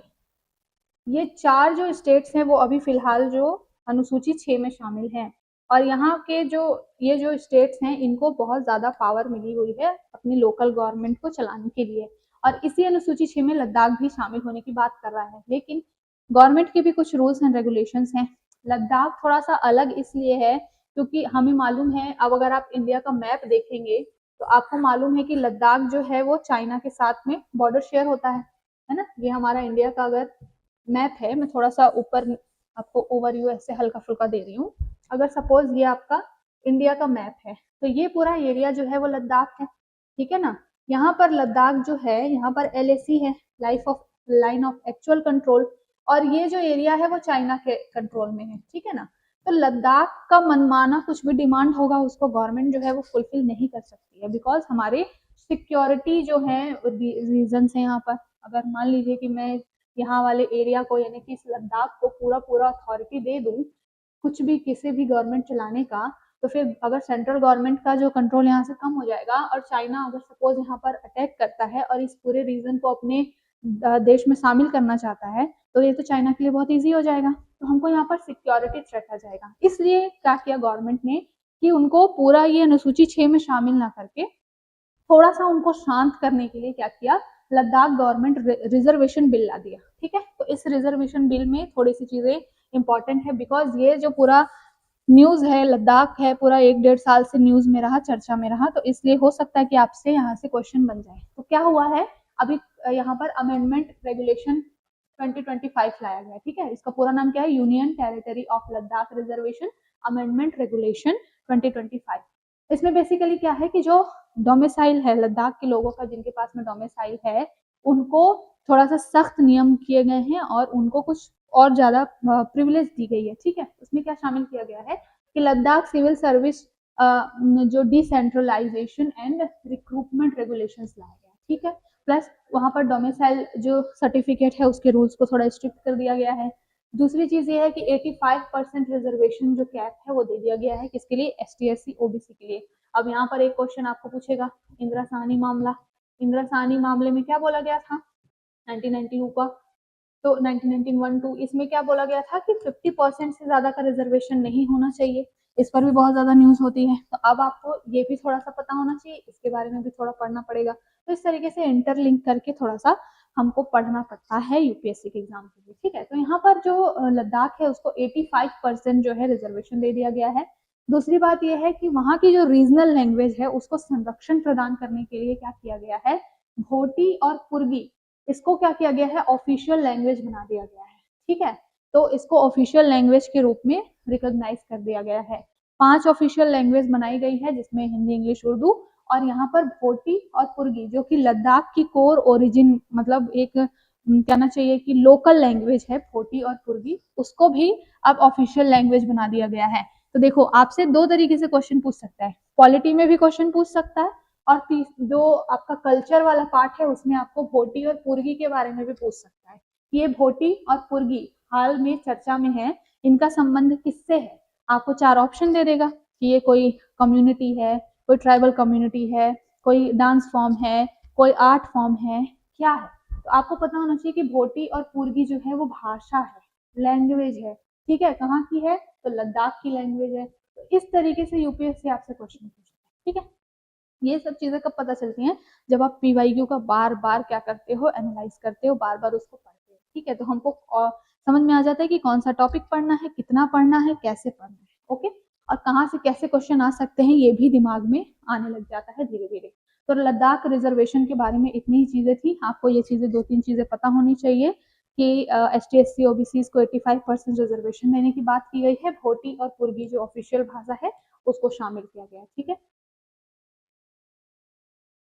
ये टॉपिक हमने डिस्कस किया।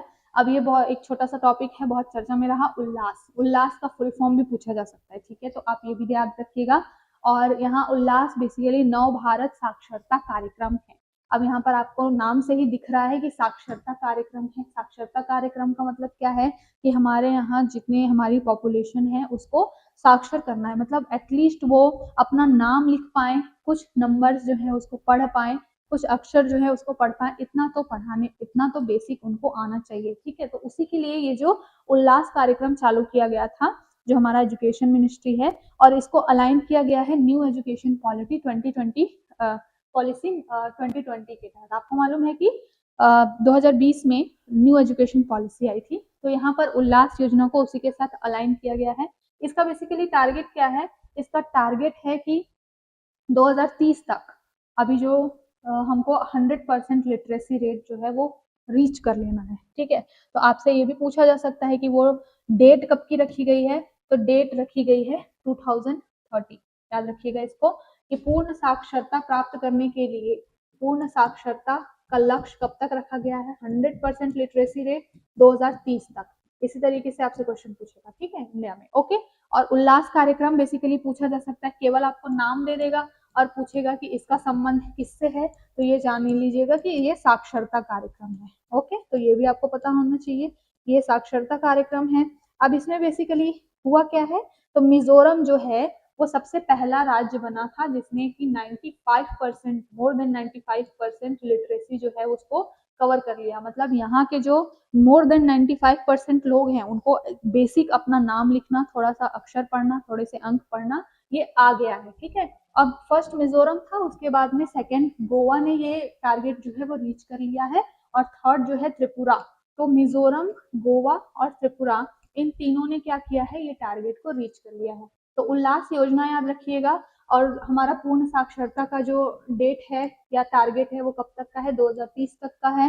कौन कौन से स्टेट शामिल हैं जिन्होंने इतना लिटरेसी रेट पार कर लिया है? तो मिजोरम, गोवा और त्रिपुरा, इसको याद रखिएगा, ठीक है। अगर शिक्षा की बात आती है तो आपके लिए यहाँ पर फंडामेंटल राइट से आर्टिकल 21A याद रखिएगा, राइट टू एजुकेशन की बात करता है। फिर डीपीएसपी से आर्टिकल 45 और 46, तो इसको भी थोड़ा सा बैकग्राउंड में जाकर के पढ़ लीजिएगा कि ये क्या बात करता है। ये बेसिकली 6 से 14 साल तक के जो बच्चे हैं उनको राइट टू एजुकेशन मिले, इसके बारे में बात करता है। निःशुल्क शिक्षा जो है वो केंद्र या सरकार जो है वो प्रोवाइड करे, इसके बारे में बात करता है। तो ये आर्टिकल 21A भी याद रखिएगा, आर्टिकल 45 और आर्टिकल 46 साक्षरता से रिलेटेड है। और दूसरा चीज, उल्लास में एक चीज इंपॉर्टेंट है, ये वयस्क साक्षरता की बात करती है। वयस्क साक्षरता मतलब जो 15 वर्ष से ऊपर के जो लोग हैं ना, एज लिमिट क्या रखी गई है, 15 साल से ऊपर के जो लोग हैं एटलीस्ट उनको साक्षर करना जो है इसमें मेन टारगेट है, ठीक है। 6 से 14 साल तक के बच्चों को तो हम ऑलरेडी संरक्षण दे ही रहे हैं फंडामेंटल राइट्स और डीपीएसपी के थ्रू। अब यहाँ पर हम क्या कर रहे हैं कि जो 15 साल से ऊपर के लोग हैं उनको भी साक्षर करना है, और इसीलिए ये उल्लास स्कीम आई है। तो एज लिमिट भी याद रखिएगा, अगर आपको कहीं पर फंसाने की कोशिश करे तो आपको फंसना नहीं है, ठीक है। नेक्स्ट एक टॉपिक है, ये हमने बात कर ली। हाँ, एक चीज यहाँ पर और इम्पोर्टेंट है कि ये स्कीम चलने कब तक वाली है। मतलब हमने बात तो कर ली कि 2030 तक क्या है, पूर्ण साक्षरता चाहिए, लेकिन ये स्कीम जो है पर्टिकुलर उल्लास योजना है, ये कब तक चलने वाली है? तो अभी फिलहाल 5 सालों के लिए इसको चालू किया गया है। 2022 में इसको चालू किया गया था, ठीक है। तो यहाँ पर देखिए 2022 से 27 यानी 5 सालों के लिए ये पूरा चलाया गया था। सबसे पहले मिजोरम जो है उसने साक्षरता प्राप्त की, उसके बाद में गोवा ने प्राप्त की, और उसके बाद में अब त्रिपुरा जो है वो भी साक्षरता को पार कर रहा है 95%, मोर देन 95%, ओके। वयस्क साक्षरता है, याद रखिएगा, वयस्क साक्षरता मतलब अबव 15 जो है उनके लिए ये स्कीम लाई गई है। 6 से 14 साल को हम ऑलरेडी कवर कर चुके हैं, कहाँ पर? फंडामेंटल राइट्स और डीपीएसपी में, ठीक है। मिड डे मील वगैरह सरकारी स्कूलों में तो निःशुल्क शिक्षा मिल रही है 6 से 14 साल के बच्चों को।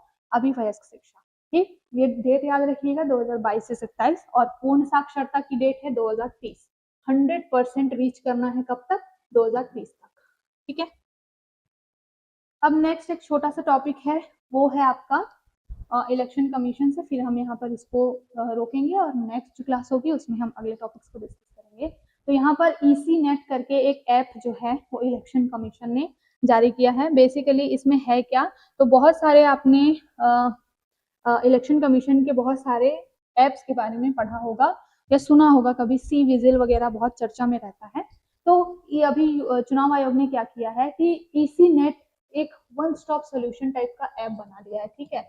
और आप देखते हैं कि जब इलेक्शन होता है ना तो मतगणना होती है, उस जो वोटिंग वगैरह होती है और फिर उसकी गिनती होती है, ये पूरा प्रोसीजर बहुत लंबा हो जाता है और कई बार रियल टाइम में सूचना नहीं मिल पाती, इंफॉर्मेशन नहीं मिल पाती है लोगों को कि कौन से पर्टिकुलर पार्टी के कौन से व्यक्ति को कितना वोट मिला है, कौन कितने वोट से जीता है, इसमें बहुत देरी होती है।